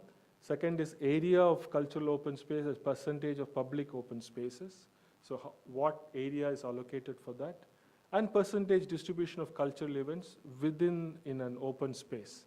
So what percentage is in terms of events are taking place. So the utilization part is very important. So that's basically that's the 5th indicator. Next, please. Next, please. Again, for this data, normal UN Habitat information is available. I'm not sure that data is available here, but we need to check. If not, you have to look at local and national resources, the municipality information, or looking at more the larger national figures. Maybe Mauritius statistics may have. So this is something that your inputs would be very valuable. And next one, please. Again, the same process. I'm giving you one example for this indicator. Port Louis waterfront is Island's most frequent visited cultural zone, and also the Mahatma Gandhi Institute Amphitheatre. So basically, the statistics bulletin published by Mauritius Arts and Culture Statistics Bulletin by the Mauritius Statistics, it says that 35% of all stage recognized cultural festivals are conducted in the open public spaces. That's a very interesting point. So we need to take that kind of information, we need to expand it with a lot of data, because it's a kind of significant figure that many of the cultural activities are taking place in open space. That's been given by the statistics bulletin, it's available. So maybe you can get more information on this to expand. Using that only we can fill the template.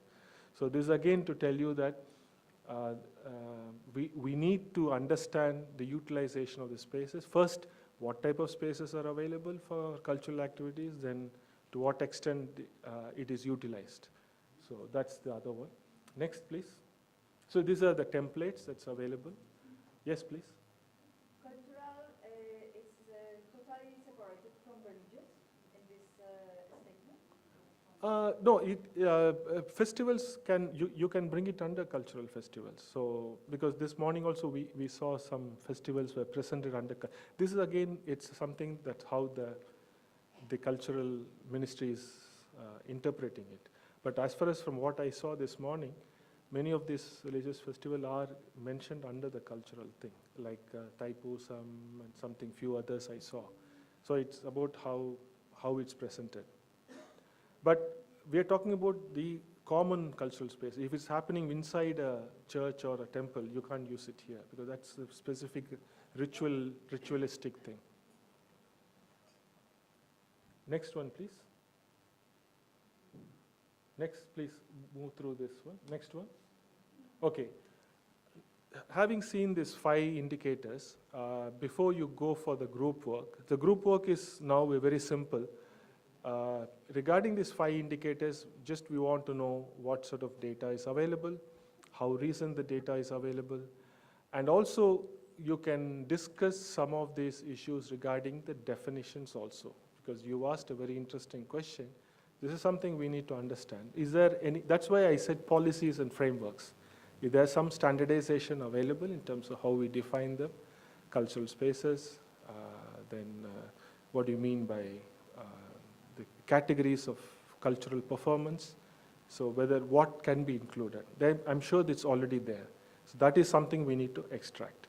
So once you get all this information, all the data comes in, and that templates which I showed you, we'll populate those templates, then we'll do the then this will be uploaded into the portal, which is the 4th stage of this implementation process.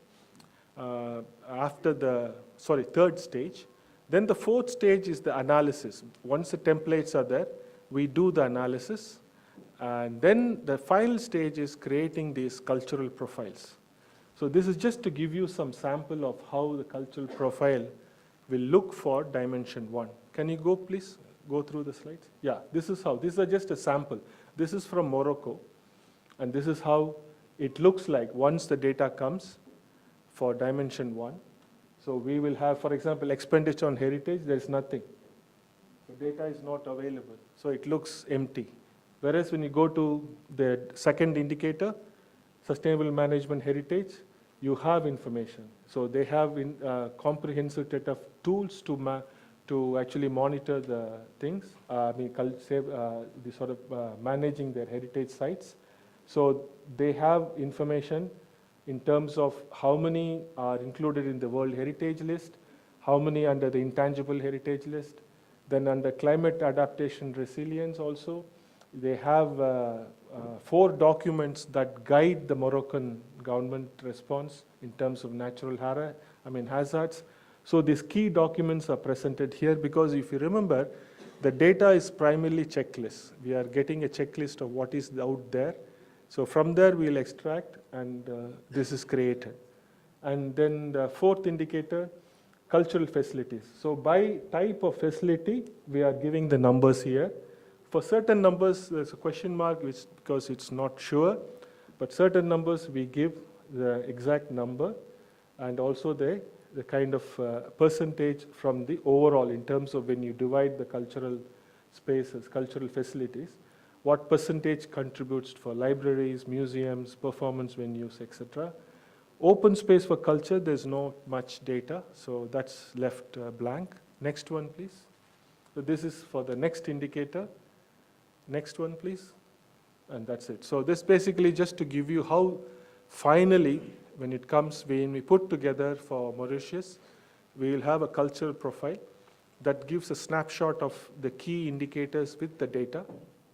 And put together, we'll have a complete cultural profile using this 4-dimension culture framework. And then we'll be able to present the Mauritius culture profile. That's our intention. So these 4 dimensions that we'll be presenting, which more or less have the same pattern. So we'll have a set of indicators. We will know what sort of data that is needed, and then we will use that for creating the profile. Is there any questions before that? Yeah. Most probably when we. I think for the question. Is there any burning question? Okay. Is there anything? We can always, during the group work also, we'll be coming around, so any clarification we can do. But I think the template is fairly simple. So it's mainly for you to start inputting them. But if there is anything now you want to ask, otherwise we can move to the group work. Yeah. Okay, sorry. Thank you, Mr. Venkat. I think before we break, I think we are 30 minutes late for, I know all of you may be looking for some coffee. But before that, I will just list the name for the rooms. So I start with somebody.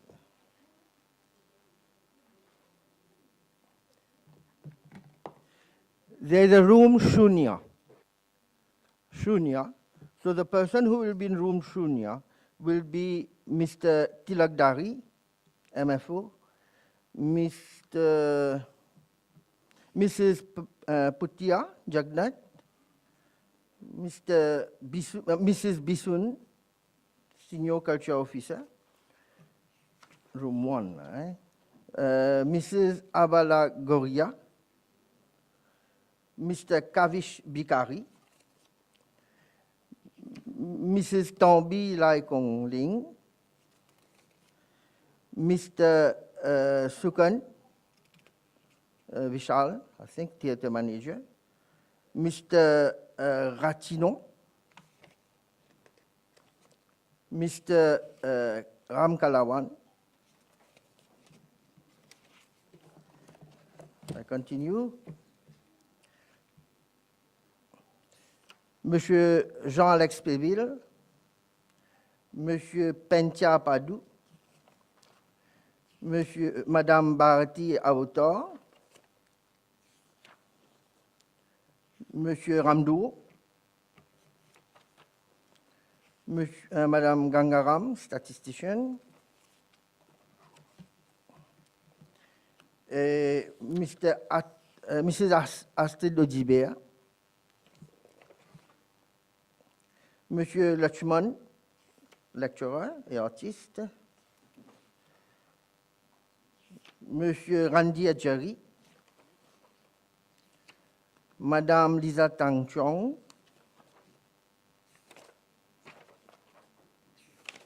just a minute, et Madame Fauzia Bibi Narod, Monsieur Diat Ramsa, Madame Mitulina Cheleniana, head of UNRCO. Et ça, c'est room 1. C'est-à-dire, room 1, c'est room Shunya. Alors, tranquillement, peut-être vous pouvez sortir toujours, prendre votre café. Je passe au groupe 2. Alors, groupe 2, c'est la salle The Globe. The Globe. Alors, groupe 2, il y a M. Christopher Issou, M. Mathieu Pigeot,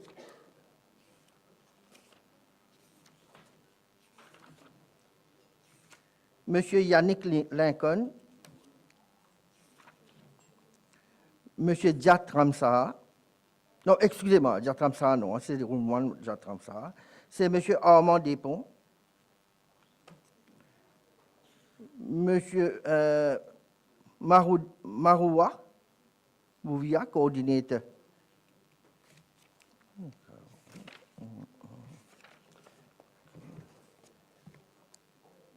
Alors, M. Rengen, Madame Yojina Sevakisensing, Madame Lakshana Ramdos,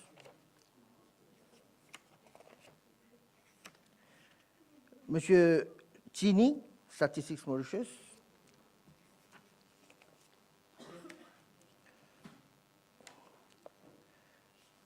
Madame Bama, Principal Culture Officer, Madame Djagou, Culture Officer, Monsieur Ancharaz, Chief Arts Officer, Madame Tchedi Farkou, Monsieur Ramcharia, Director National History Museum, Monsieur Rajkumar, Senior Technician, Madame Srimantu, Madame Massoudi, Events Manager, Management Officer, et puis je crois... Ça c'est pour la salle 2. La salle 2, c'est The Globe. Maintenant, je passe à la salle 3. La salle 3, c'est M.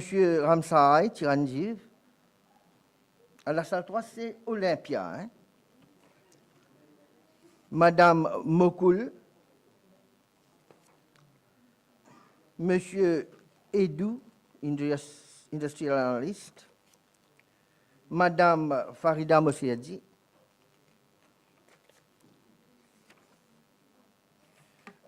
Madame Saïb Ali, Principal Culture Officer.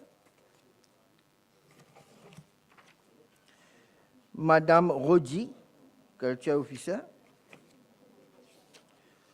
Monsieur Bridge Mohan, Principal Arts Officer. Monsieur Andiapen. Monsieur Roupia.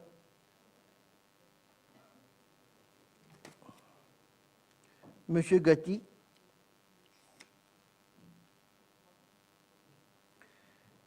Madame Bahadour, Art Curator,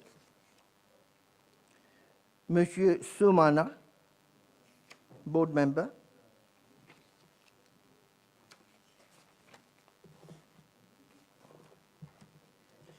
et 3. Monsieur Boulka Roshan, Monsieur Girish Bissoun, Monsieur Thierry Le Breton,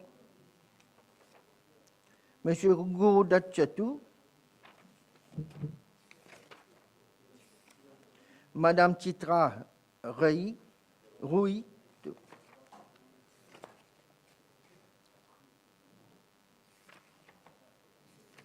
Madame Natalia Vadamoutou,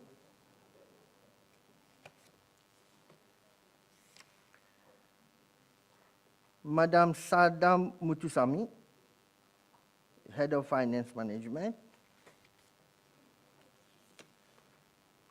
Madame Moak Sim Anna. Anna, c'est qui? Je ne peux pas réussir de chiffrer ce prix. Ça veut dire Managing Director, Anna Malak. OK, maintenant je le vois. Ça, c'est la salle 3. Maintenant, ce que je vais faire, je vais passer Vous êtes qu'à sortir, c'est qui finit de nous. Toujours, doucement, doucement. Et nous passons maintenant au groupe 4. Comme ça, vous connaissez là, pendant de nom là, hein? Vite, vite. Alors, Madame Ragoubar, Madame Kanakia, Sanjana Devi, Madame Lane Elsa,